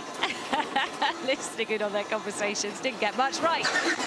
Pit limiter comes off. We are go for Hansen as he tries to beat the time of his brother and Molly Taylor in the Veloce racing team. Oh, and already the back's riding up. Don't take too much risk here, Timmy. Yeah, on it. Catching 0.8 of a second already. It was a couple of seconds, wasn't it? The gap on the way in, maybe even taking a second off. We've already had some big rolls. If you've only just joined us, then, I mean, go back onto social media, have a look on the internet, Extreme E, and there have been some whoppers, and that's why we're saying caution might be the best mode of operation here, but Timmy Hansen not really paying any attention to us, and that's fine. Let's see what he can do coming around to the Continental Traction Challenge again. This is one of the points where we've seen some issues for drivers already. We've seen X44 crash out, Rosberg X Racing crash out, Hedda Hossas JBXE cross out as well. And the Axiona Sainz team still to get out there and under investigation because they missed their slot. Can they get into qualifying 1 at all? Time running out for them. Just 1 car plus them to run in this session. Will they be given a penalty if they do get out, Jenny? You know, you can't just go, I want to run later. Effectively, it's not cheating. That you've asked for more prep time. So I think there will be a penalty. What it will be determined by the stewards, 5-10 seconds. But I think they will get a penalty for it. Yeah, unfortunate, really. They're one of the championship challengers at the moment, but our eyes are focused on this car. It's catching at the moment as Timmy Hansen tries to close down that gap, and look at that, it reels them in, coming down to just over 1 second and chasing down the Veloce team, who are currently at the top of the leaderboard. Interesting line there, went in very close to the flag, a little bit of handbrake, rotated the car in tight at lower speed, so not risking going sideways through those ruts, gets it straight through the bump sections. More and more people taking the bump dips as straight as they can, which is to try and mitigate that risk in terms of rolling the car, but still look, using all the grass. Watch through, that's the last corner. Up onto the start finish, straight through the middle there. The bump dip looks very different, doesn't it, as you come out of the last corner compared to off the start. And you'll want to join us this afternoon and see 5 cars going through that bump dip. I reckon there's definitely going to be something exciting to watch there. Now just half a second off the lead.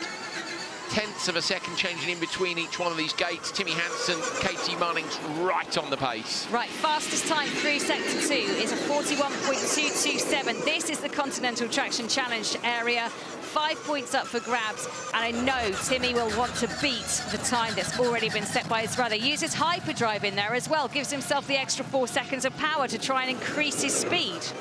Yeah, at the minute, Kevin Hansen holds 3 of the fastest sector times, in fact. Did 2, 3, and 4. Did all right. Did very all right, yeah. 0.19 of a second. Couldn't be closer. His brother Timmy's coming for him. Look at that. Flitting from P1 to P4 with just 0.6 of a second. That's because there's 0.778 across those 3 positions so far. Excite Energy Racing then 15.4 back. He's not done it. He's not gone faster than his brother. He's posted a time of 41.402, 2/10 off his brother's time. Fascinating battle to watch as we go through this weekend. Will the course get better? Will it get slower? This is your best opportunity to just set a really blistering time, though, when you've got the course all to yourself. You can take whatever line you decide. Fair bit of dust as well, Jenny, as we see the morning dew dry up a little bit. Track drying, that's going to mean visibility later will not be quite so good, so you're going to want to get a good start and try and be out in front. Gets in close to that flag again. 1.7 off now. I'd have to take some really big risks to try and close that down at the end of this lap. Or crest jump on the left-hand side now. Blasting up towards the line, 1.94 back. There is the finish, and they slot into 4th place, 2.043. Very, very close at the top. 2 seconds between the top 4. They were P1 just 4 or 5 flags ago, maybe 10 flags ago. 4th still good, and you got to look at the carnage that's happened behind them. I don't think they'll be unhappy with that. It's a solid start to the weekend. Yeah, I think being sensible is what counts out there, and I think that's exactly what they did. You can see Katie kind of looking a little nonplussed, but Katie was having a munch there. We caught her having a munch. She saw herself on the camera, and she's decided to hold off on the snacking until she's out of vision again. Timmy releasing his harnesses, just finally able to take a proper deep breath. So close, though. So close at the top of this. Veloce, followed by GMC Hummer, followed by App Cooper and Genesis Andretti United and Excite Energy Racing. The 5 that have completed their timing so far. Control centre, you can just see where the race control just looking down and trying to make sure we've got some slick running. Now, what happens with Axiona Sainz? That's my question. I think we'll send Laura Winter around scurrying to try and find out what's going on down there. Going to pop back down for an interview, though. Find out exactly how everyone's feeling right now. 2 cars to run, Axiona Sainz and the Neon McLaren team. Neon McLaren, the first of our rollers yesterday. In practice, it was Emma Gilmore that went over, so they'll be looking to set a good time without a repetition. Some great action going on out there, as you can see, with the Genesis Andretti United team setting themselves that time of 4th fastest. 5 times on the board, but how close they are. 2 seconds separating the top 4. Incredible. Right, Laura Winter is now standing by. Who's she catching up with now? Let's find out. Kevin Hansen and I just comparing times here. Kevin, you are absolutely flying. We've just watched your brother, Hansen versus Hansen, bringing it across the line, but 4th place for Genesis Andretti United. 1st place at the moment for you guys. Talk me through your run. Well, it was really good. I mean, we had a good car. I mean, very comfortable with it out there, and you know, okay, hello. No, very comfortable with it out there, and you know, generally, I think the team has done a fantastic job on the setup. I really enjoyed driving it, and the lap itself. I try not to take too much risk where I've seen other people have a bit of an issue. So I mean, I'm quite happy with that lap, and nice so far to be in P1 with 2 more to go. And of course, we've seen a number of rolls this morning as well, some big ones as well. How much is this a balance of risk versus reward? Clearly, you were just behind the limit, but we've seen cars go over it. Yeah, for sure. I mean, this is what this championship is about. You take huge risks out there. The car is, you know, it can improve a lot in the general build of it, for sure. I mean, there's a lot of improvement to be made, you know, if we can change a lot on the chassis. But we have the setup to work with, and you have to take a lot of risk out there to be fast. But, you know, you have to think of where you take it and so. And I tried to manage that as good as I could. And where I felt comfortable, I just tried to put my lines together. And it was really nice to hear in the ears, you know, that we were 5 seconds behind when I came out. And by waypoint 19, it was like, okay, you're 2 tenths ahead. Get it to the finish now. So it was really nice to get the fastest time there. Great start for a new team as well. Well done to you, Kevin. Well done to Molly. Thanks. Yeah, good stuff down there, as Kevin just explains that he's pretty happy with that run. There we go, the Neon McLaren team getting ready to go out there. Tanner Faust, yes, I think so. in the Vodafone Business Command Centre. Emma Gilmore in the car and waiting to take to the track. So that must be Emma. Yep. So Emma Gilmore is on the line in the Neon McLaren Extreme E machine. Had that roll yesterday in free practice. Just really, I think everybody was a little bit flummoxed by it. Just went in ever so slowly, dug in and went over. It was definitely the slowest of the rolls. Even Emma was surprised by it. It's not their first one this year. Emma's had one. Tanner had a huge one earlier on at the start of the season. They took the checkered flag in P1 at the last round. But seeing as about everybody had clipped a flag in that run, unfortunately they were pegged back and they didn't get the win. So we know the pace is there. I'm sure they'll be feeling confident. Having said that, with a roll yourself and having seen 3 more this morning, never the way you want to start your day off. Just got to get the job done here. Yeah, I've been impressed by this driver pairing, actually. I think it's a clever matchup between Gilmore and Faust. And as you say, they've had some big old incidents so far this season, so they'll be looking for a clean run. Remember, they are 1 point ahead of Genesis Andretti United in the standings in that battle for 5th place in the championship. And they'll be keen just to stay ahead of them, just to ease out that gap if they can. But at the moment, the only thing that really matters is for them to go out there and have a clean run. That's what they need more than anything else. Yeah, Emma did something clever within those first couple of flags, Jenny. It came down the lead by 2-3 seconds in one little flag waypoint. So something different done in those corners, and the teams will be watching for those little things. Is there somewhere? Is there, you know, some slight alternate line that has just given an advantage? That'll take some time later on. That is where you really earn the money. I'm afraid is in the boring bit of the day where you go back and watch your onboards, go back and watch. Yeah, they'll pour over the broadcast any shots they can get from anywhere just to see if there's any tiny advantage that can be taken, especially on championship weekend. Although the championship contenders have got other things to worry about than having a look back at the onboards, haven't they, right now? Well, I want to understand what went wrong for them with those spins and try and work out how they can make sure it doesn't happen. And actually seeing a few cars go out there and have a clean run will really galvanise them and go, OK, well, look, people are obviously changing their approaches. They've had to. Sebastian Loeb earlier with X44 before their run said, no, we're not changing the way we do anything. But I think after their roll, everyone's gone, we have to change the way we're doing it. It was interesting, that, wasn't it? I was surprised. Yeah, control what you can control. You can control whether or not you roll to a certain extent. And they went with maybe a little bit too much risk. Yeah. Have a little think about some split times here. Were you? I wondered. Yeah, just for a second, you might be able to hear the cogs whirring just a little bit. Shown as P9, of course, they're not P9 because 3 of the teams in front of them rolled later on in their run, so it's comparing them to this point in the run. But at this point in the run, Jenny, they were all taking the big risks. I know what I was thinking about. Michaela Arlen-Kotlinski earlier said, after Loeb had said, we're not changing anything, if you remember, Michaela said, we're going to change some things before our next run because the grip has come up a lot. So there they're referring to settings. They're going to do something to the car potentially to make it slide more, dig in less. So you might take away some of the rear grip potentially and let the car slide a little bit more if that's what they feel caused the roll. They did dig in and go over, so you might allow that a little bit more. Gilmore there running wide, so doesn't put the car into the ruts. Now, whether she's done that on purpose or not, of course we wouldn't know unless we asked her, but she just took the car in a slightly wider line and avoided going through those ruts that were close into the inside flag. Watch for that. She's used the Inoa Hyperdrive as well during this section when she's trying to set the fastest time possible out there. She looks comfortable, she's catching.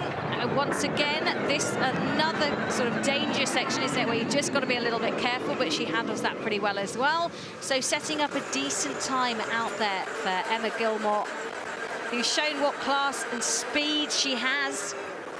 And she'll be hoping that she can replicate that this weekend and have a clean, non-steward affected session. 6.78, the gap comes down again in that final sector as we've seen so often. Going to bring the car in for Tanner Faust in just a few moments. Now their switch zone should be pretty clean there. As we said, they're another established team from this season who should be able to close it out in some style. You can see there, just bottom right, Tanner Faust waiting to get into the car. Another of our American friends who celebrated Thanksgiving as they went into this weekend. They'll be hoping that they can have a thankful weekend here. Yeah, I saw Tanner's post on Instagram, said, didn't he, was missing friends and family back home. He said this, what was it, something like, this bunch are all right too, which I thought was quite nice. So Emma disappointed, I think, there with her braking zone entry to the switch. She just didn't seem to be happy with what she'd done, so maybe she just applied the brake a little too soon. 8.5 seconds down into the switch. There is Tanner. They're waving the board there just to let them know exactly where they are. That'll be more important when you've got 5 cars out and you're in the rush of everything. They're coming down to that final switch zone. In they go. I don't know if that's an advantage to have the final switch zone or the first one. You never quite know which way it's going to work out in the end. But Emma unclips the strapping, the safety net to her left, gets out, will help Tanner get back in again. Helping with the straps as well. And they've got this polished and well down to a fine art, haven't they, with what they want to do and how they're going to do it. She'll tighten the strap now. Radio check, brake pressure, 16 seconds. Radio check, brake pressure, 16 seconds. So 16 seconds is how long he's got to go. Radio check is to remind him to put the comms in, which he's just done. Brake pressure, something different. So again, you heard on the radio there something about brake pressure. So are they monitoring an issue with the car? Did Emma say something potentially about that braking zone, Jenny, that you mentioned on the way into the switch? Unusual to hear them talk about that, and that's why we're talking about it and try and point out the things that are slightly different.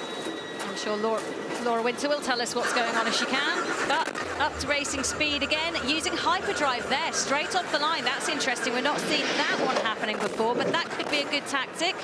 Carrying a lot of speed, though, into that first corner. Oh, that is brave. Yeah, it took about a second off using hyperdrive, immediately leaving that point. Look at Faust backing it in on the brakes. He's actually taken a slightly tighter line there, kept it on the fresh grass, got the rotation done there, and again on the exit, big slide. Coming into the right now, backing it in again. Look, mid-corner, more rotation in the mid-corner there. Flicking it back to the left. I tell you what, he's chucking this about big time, taking a couple of seconds off in those first couple of sectors, just loses half a second there. Interesting then, pulls down that right belt a little bit tighter. Yeah, not hanging about at all. Where they deploy that Inoa hyperdrive will be interesting later on today. Yeah, at the moment you're looking at lap time. Later on you might be looking at trying to edge somebody out for a pass. It's going to be amazing to see 5 cars take this on. It's going to be difficult visibility-wise. You're also balancing out the fact that you know people have had spins so far and that they've lost control of the cars a little bit. So you're not going to be able to take your ideal line unless you're first out there. I feel it's going to be quite an aggressive start. I think that's fair to say, and it will be the guys taking their starts first. So elbows out. It's got to be. You've got to really go for it. You need, if you look at the dust trail behind you, really need to be in that first couple of cars, particularly if you want to have a stab at making a pass into maybe turn 2. Yeah, you've got those bump dips.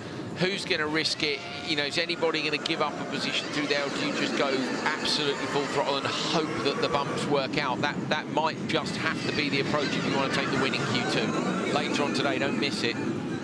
So Tanner Faust looking to try and set as fast a time as possible to help decide which of the cars go into which of the qualifying heats and which 4 other cars they'll be up against. That's bearing in mind that all of the cars are going to make it, because at the moment Axiona Sainz haven't managed to get out, and we've had 3 rolls. So let's just see.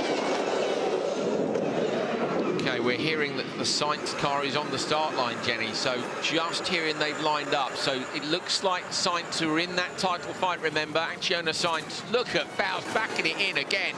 I tell you what, he's leaving nothing out there. Tanner's so experienced, he'll have seen the rolls earlier, but in his head he'll be thinking, I'm fine, it's not going to happen to me. And he's already had one big one this year, so he's certainly hoping it doesn't happen to him, but he's not leaving a lot out there at all, gaining on those times comparative to the Hansens who were in the car second earlier on.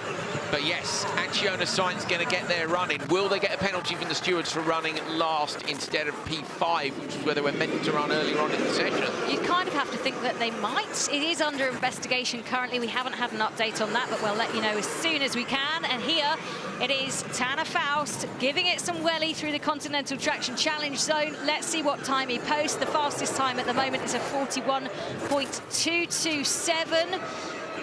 He's just coming through. What can he do? Can he give himself every opportunity for the team to boost themselves up? And it's a 42.8.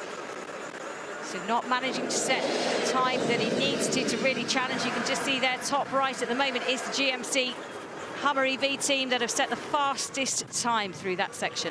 Interesting, is it, without X44 and RXR, who are always at the top of that list, or very close to it. But still the gap between the top 3 teams, top 4 teams, look just 1.17 seconds. But is the Traction Challenge going away? You know, is the dust coming up to the point where that won't be beaten later on today? If so, then the points are going to go, to say GMC it was, wasn't it? So 5 points towards them, Jenny, would actually put them within range a little bit more, certainly of the P2 and P3 teams, and it remains to be seen what's going to happen with X44 and RXR. There is so much more to play out. We came to the last event thinking RXR were the favourites, but they had drama there. 10 seconds down for McLaren as they cross the line, and they go P5. Well, a safe run, I think that was. They got themselves a time up there. They had a roll yesterday, so experience maybe just saying, you know, don't go too crazy. Thumbs up from Faust as he gets back, and you can see the team in the Vodafone Business Control Centre. Emma giving us a wave and a thumbs up.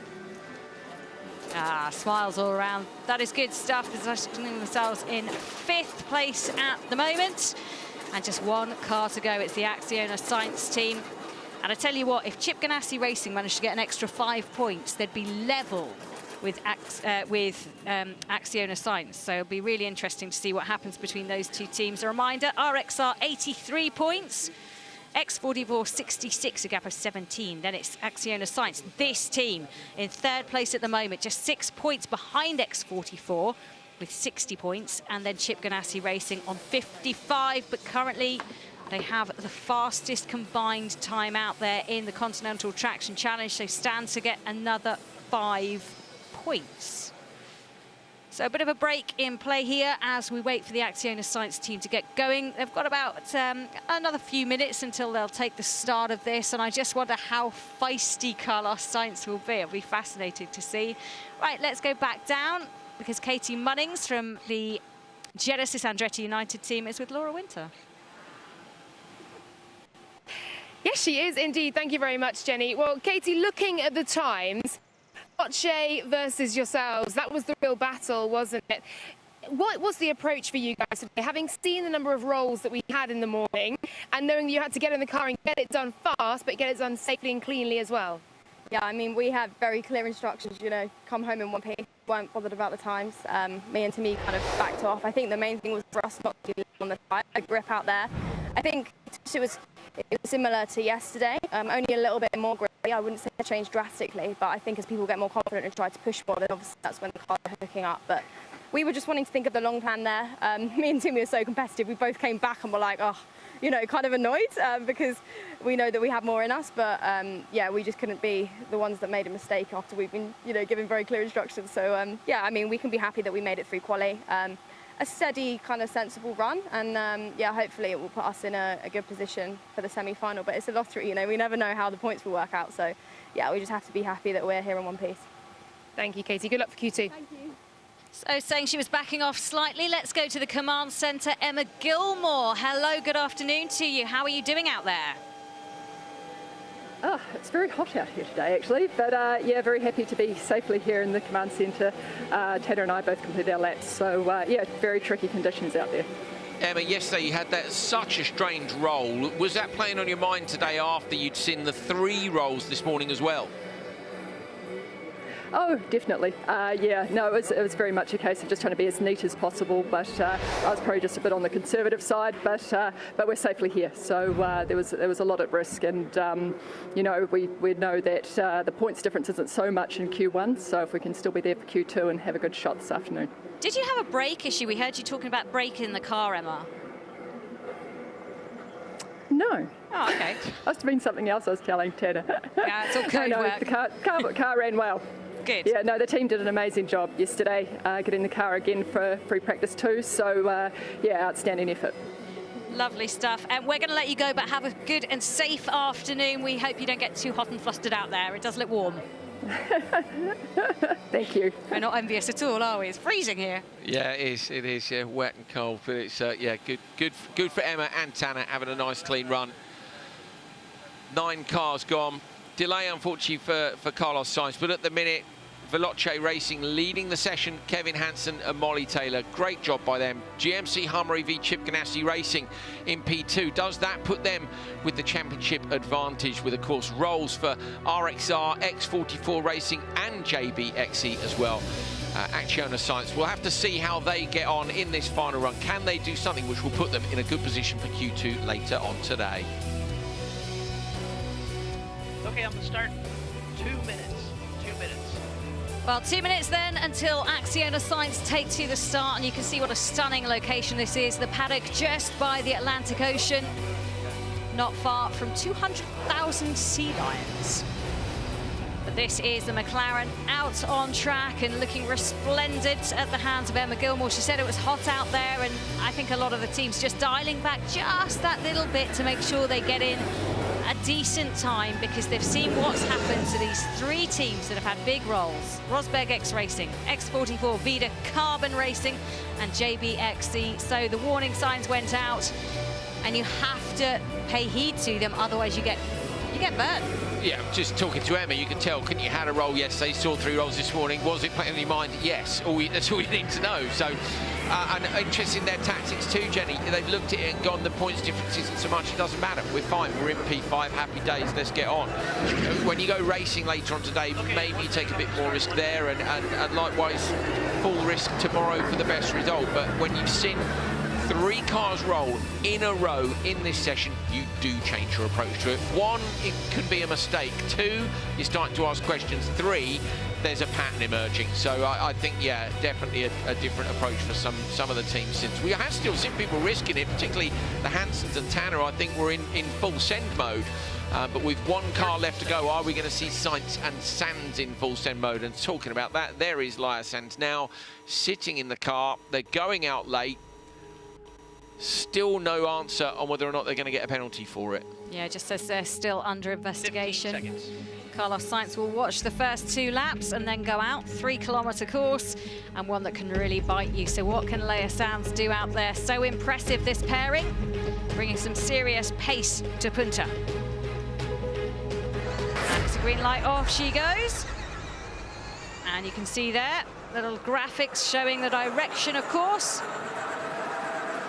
And you can also see Laia taking a wide left, and the car bouncing all around at the rear end. Looks a little unstable to me at first sight, but that is an aggressive part of the track, and maybe she'll just think, maybe I should... Oh, no, she's going full send. No, don't listen to me. No, you were right, Jenny, right up until the point she backed it in more than Tanner. Yeah, that was some angle, wasn't it, on the way in there? It really was.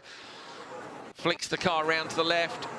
For someone who still says she's learning cars, I have to say she is doing a fantastic job. Really, to me, a very different driver than last year. Last year, I think you could see she was learning cars. This year, I think it looks to me like she's learned them and she's happy to push. Flag number 8 there again, missing the inside line slightly on purpose, I would say, just to not put the car in the ruts. Now, brake straight, get the car straight early on the exit and get it gunned through that dip and crest. There you go. As long as the car's straight, you'll be right on the landing. You don't want to land with any steering lock on. Then into the right and another dip coming up.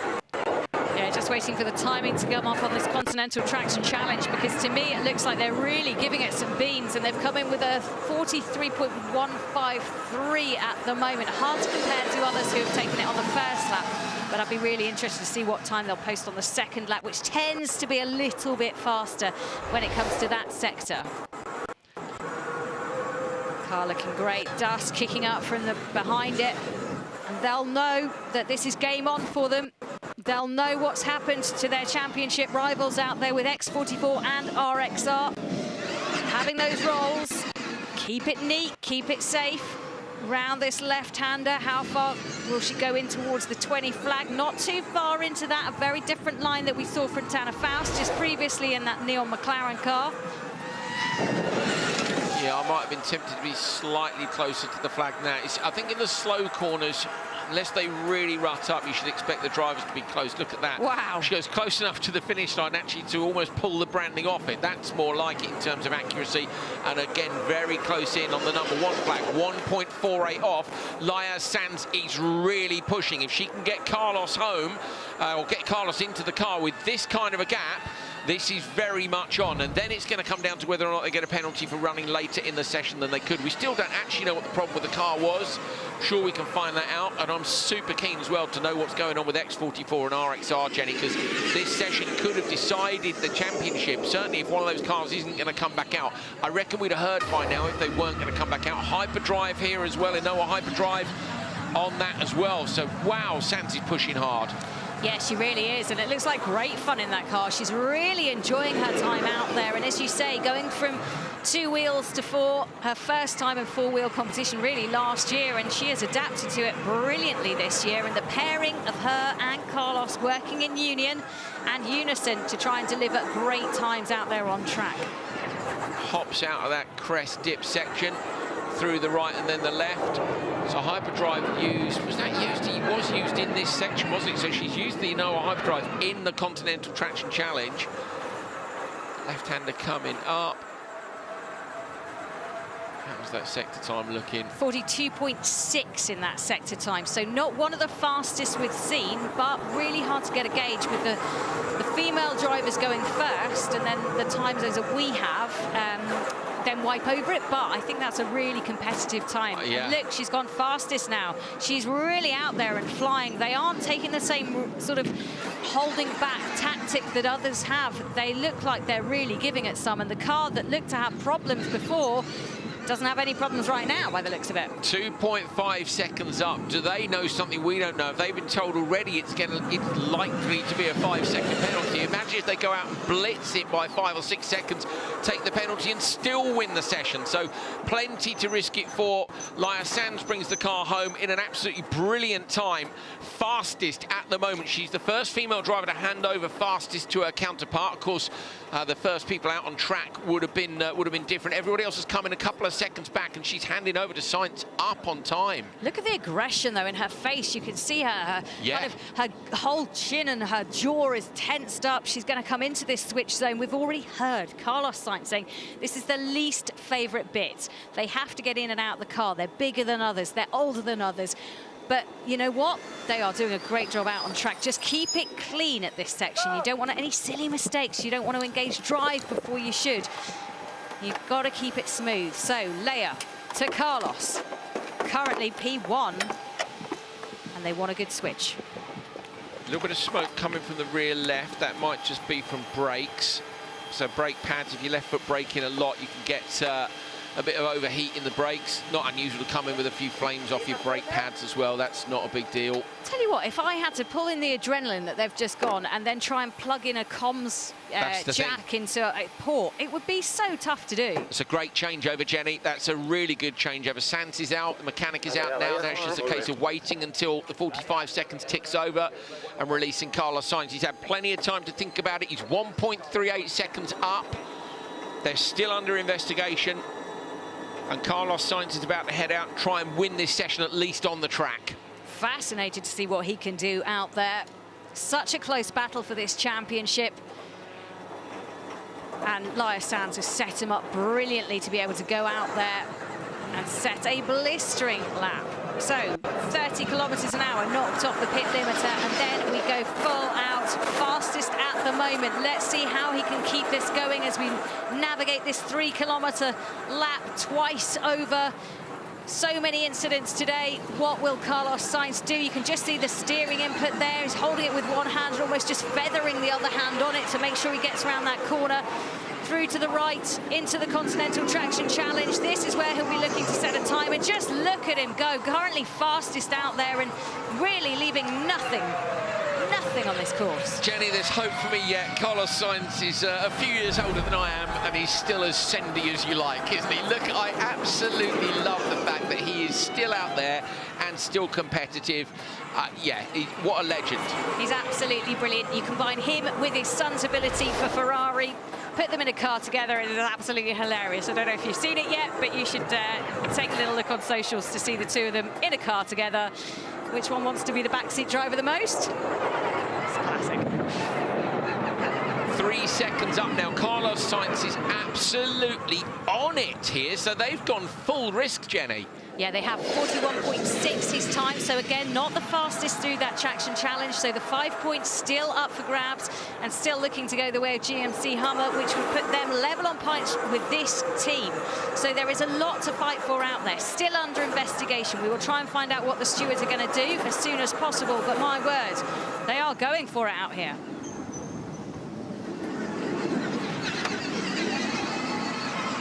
Okay, so we're not sure we're going to know about this penalty certainly before the end of the run. So I think we've just got to call this as we see it and let the stewards crack on with the decision later. It might well come down to who's deemed responsible. You know, is it the parts thing? Was it the team's fault? And therefore, you know, where does blame lie? You just go, you know what, fair enough. You couldn't have avoided this, or could you? But still at the minute, 2.5 seconds quicker. Comes in super close to that. Branding uses the extra grass on the outside of the track. Look at the focus. Absolutely on it, 2.15 up. This is a beautiful run from the Axiona Sainz team. The two of them combining wonderfully at the moment. You can see the challenge that this grass is really imposing on the car. Is sliding the rear end round, hugging close into that little bit of bush, and then straight down towards the Continental Traction Challenge once again. When is he going to use his Anoa Hyperdrive? Don't think he used it last time around, so that's still in the bank if I've got that correct. And then throws the car around to the left. And he's using it now, there we go, got there, the Anoa Hyperdrive deployed, so it gives him a little extra boost. You can see up to 132 kilometers per hour, winding round to the right, and then there'll be the tight left as well. Axiona Sainz looking to set the fastest time, and right now, he's on it. He is indeed, yeah. Anoa Hyperdrive in the Continental Traction Challenge. They are looking for those 5 points, Jenny, absolutely, definitely, and we might find out any second now whether or not Sainz has done enough. Remember, Sainz's time was very good indeed. They're currently sitting P1 on the timesheets, 3.14 seconds up with about half a lap to go in this Q1. Dirt flying up from the back of the car. How do those traction challenge times line up? I can't wait to see whether or not they've done enough to go quickest.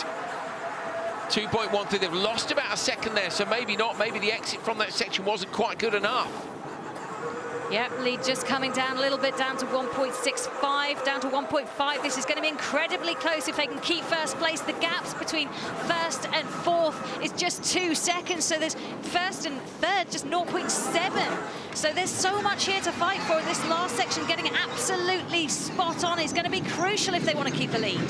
They are third in the championship standings at the minute. Axiona Sainz, Carlos Sainz and Sainz. They need all the points they can get. They've sent it in the Continental Traction Challenge. They're 0.65 off potentially winning Q1. Remember, their title rivals have both rolled earlier on today. Axiona Sainz go quickest in brilliant drive by Sainz and Sainz, the Spanish pairing and the Spanish team go quickest. Have they maybe nicked those 5 points as well in the traction challenge? We'll find that out later, but a brilliant drive.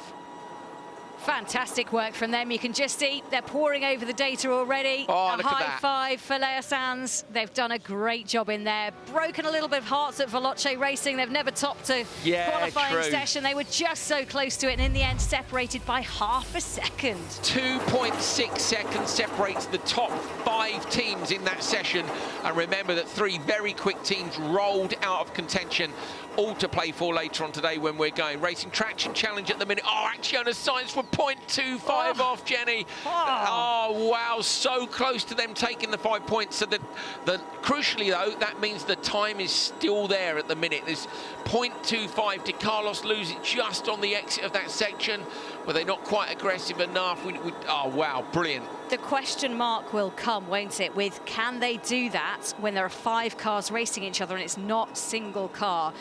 Let's find out how Laya's feeling about it. Let's go down to the Vodafone Business Command Centre. Laya, that looked like a brilliant session out there. You and Carlos did a great job leading everybody. Well done. Thank you. Yeah, we are happy in this track. It's quite tight, as we can see with the time, so we'll be like this all the weekend, and we are happy because we had a problem. So now it's nice to be in front, but it's not how it starts, it's how it ends. So let's see. Now, Laya, it looked to me as though you and Carlos were looking for those 5 extra championship points in the Continental Traction Challenge. You were both very quick in there. You're just 0.25 of a second off the leading time from GMC Hummer. Can you find that quarter of a second and take those 5 championship points? Will be not easy. I think now was the time to do it, because when you are racing with more cars, it will be really tough to improve the times. Also, the track is getting more broken, and we will see. Thank you. That's very interesting. Okay, we did wonder about conditions, but with 5 cars on track as well, are you looking forward to the racing portion later today? Yeah, of course. We are excited to race. Let's see. It will be very important for tomorrow. Try to have a better semi. It's not easy because now the level is so high and everybody is so strong. So we will see. Everything can happen. Well, congratulations, Leia. Congratulate Carlos for as well. Brilliant teamwork. Thank you very much. And fascinating for what that could do for the championship. Let's just say that it stays as it is and Chip Ganassi Racing get those extra 5 points from the Continental Traction Challenge. They'll be level on points with Axiona Sainz. So you'll have Chip Ganassi Racing and Axiona Sainz both on 60 points, 66 for X44, RXR on 83 points. Let's go down to Laura Winter, which is one of our newbies. Well, Fraser, not able to get out this morning. Obviously, first and foremost, header is okay, and that's exactly what we like to see. But for you, I'd imagine it's been a frustrating wait. You're itching to get going on your first weekend. For sure. You know, like you said, most important thing, header is okay. I was really happy with the pace before the incident. And, you know, we're just doing everything to keep her spirits up to make sure that, you know, she can go back out there and do exactly what she did and even faster. So, you know, not too worried. She's very objective in the way she thinks. So she's not really phased by it, which I like very much. But yeah, just the guys are doing everything they can to get the car ready. It will be ready and go flat out in Q2. It will be ready flat out in Q2. So that's your approach. You're going for full risk. I guess you guys have to. You're nothing to lose. You know, nothing stupid, of course, but you know, go out there and drive as fast as I can and bring home the car in one piece. Absolutely. What's the aim for the weekend for you guys as well at JBXE? No mistakes and one step at a time, and you know, enjoy ourselves. I love it. Thank you very much. Best of luck to you, Fraser, this afternoon. Thank you, guys. Good stuff from Fraser McConnell, new to the championship. He's been the championship driver, but this is the first time he's actually getting a go in a seat with JBXE, and it must have been one of the highlights of his life to get a phone call from a certain Mr. Jensen Button saying, hey, you know what, you want to come and drive for me? Pretty cool. I think it's very cool. I think it's very. I noticed Fraz as well has been very active on social with the grid play votes, and he's got a lot of support in Jamaica. So you never know. Maybe they'll get the result they're looking for. So here is the classification. Remember, these points aren't points paid out, but they do go to come together to give us a kind of accumulation of what they and how they lie going into tomorrow's racing. So really important to get it all sorted and make the best approach you can. At the moment, you can see Axiona Sainz, 10 points and no points right now for RXR, X44 or JBXC not managing to complete their 4 laps. Race portion still to come. Remember, if you win a race, it will be 10 points. So the 2 winners of those races, if Sainz and Sainz were to win a race, that would stick them on 20 points, give them the top qualifier. Could that close the gap down to the championship leaders? All to play for.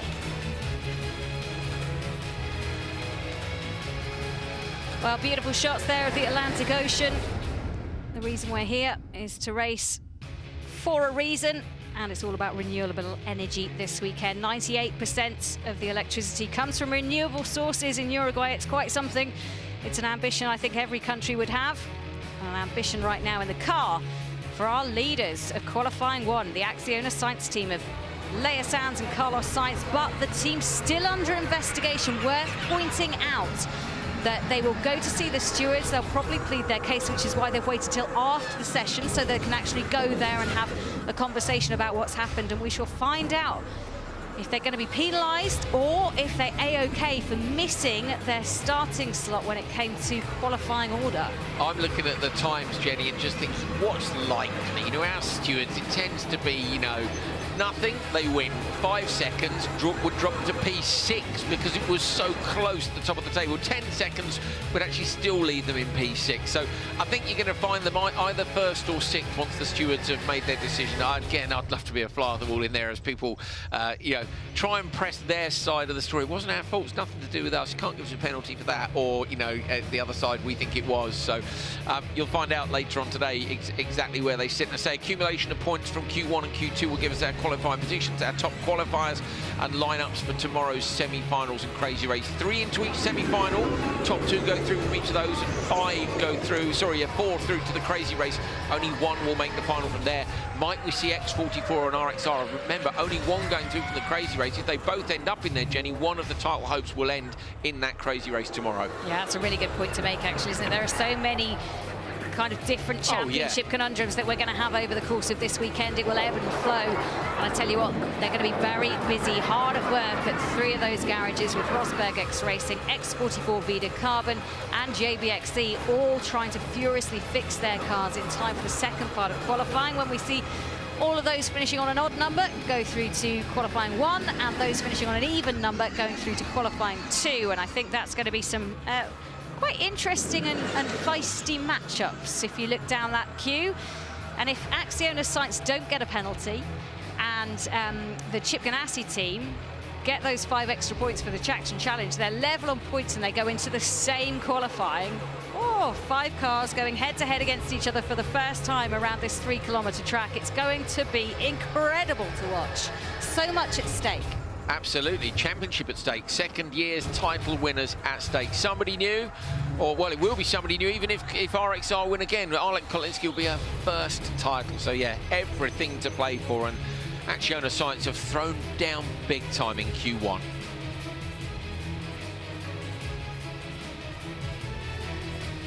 Well, Axiona Sainz have done a brilliant job, but just looking at the sectors, they didn't set any of the fastest sectors, did they? No, but that ideal lap time is very hard to come by.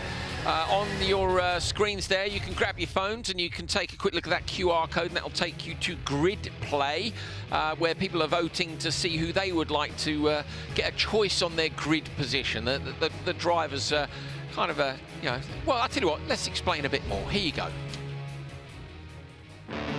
In the build-up to the final at each Extreme E X Prix, fans can show their support and vote for their favourite teams and drivers through Grid Play, with voting taking place via the Extreme E website.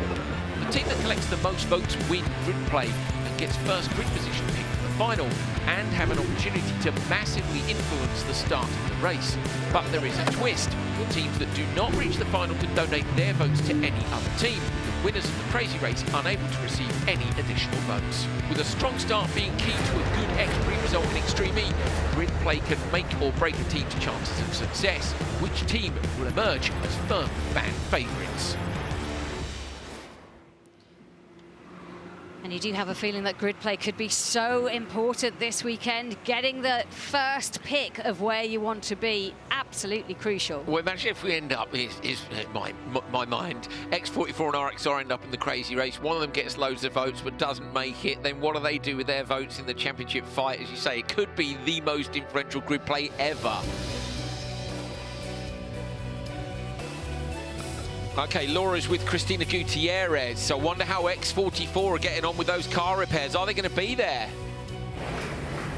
Well, Cristina, so sorry to see you roll the car. I know physically you're a little bit stiff. The car behind a lot of work going on. Will you guys make it out to Q2? Yeah, we try to do everything. The car now is totally destroyed. It was a disaster for my mentality also. We can see what they can do, maybe repair all the car and start the quali 2 to try to be in the final.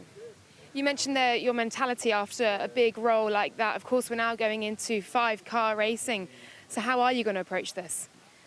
Yeah, it's a difficult situation for us because I felt quite okay in the lap. I was faster, but I can't expect the reaction of the car in this corner. I don't understand. I still don't understand what happened in this corner, and we need to check everything, the onboards and everything, and maybe we can fight for something big. Well, sorry to see, but good luck this afternoon. Thanks for your time. Okay, well, Gutierrez saying it was a disaster for her mentality. That's quite strong words, but it just fills you full of nerves, doesn't it? The idea of maybe the same happening again later on. That's what's he got in? Oh, so the drinks bottle. I thought it was more car parts. Seb Loeb out of his race suit into his shorts, full chill.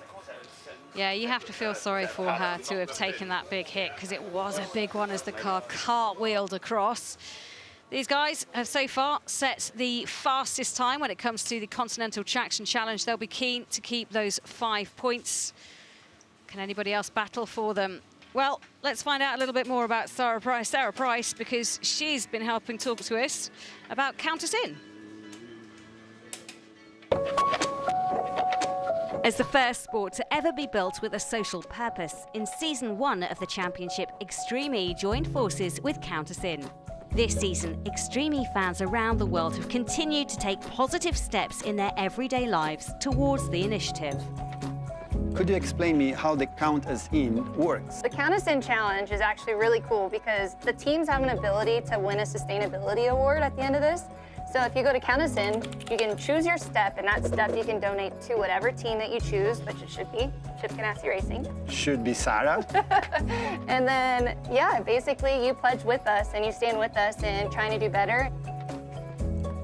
Explain how important that is and how people can actually be involved and how they can do better in their daily life to help the world. More things that you can do at home that will make a change. You know, that's the beauty of that you connect. Everyone can do something to change how the world could be different from where we are now. Let's take one point that you just mentioned, which is waste food. What you can do at home. Try not to waste food. Think about everything that you buy at the supermarket, that you are really going to use it. Use it at the best way. It's just not being wasteful with anything. That comes to single-use plastics, you know, try to use a tumbler more often instead of throwing away plastics that end up in our oceans or end up all around the world. It's really a sad thing to see. Just all these little things, and they add up to be such a big thing. Everyone can do their bit, and that's what we need. We need action from everyone. That's what the planet needs now, because we don't have another planet. That's the only one we have. And that's where we need everyone taking action to reduce everything that we've been doing to the planet. With just one round left of Season 2, it's not too late to make a Count Us In pledge for your favourite team. Don't forget about the Sustainability Awards. We're going to need your help to take a step to help get our team to the top of the leaderboard. Count us in for the Sustainability Award and vote. We need your votes. Chip Ganassi Racing. Lock us in. Let us win this championship. If you're watching, take a step for our planet and please vote for Excite. So of course at RXR we love to win and we want you guys to win with us. So take a step with us and Count Us In so we can win the Sustainability Award together. We are leading the board for Count Us In, so continue to vote and continue to do steps to save the planet.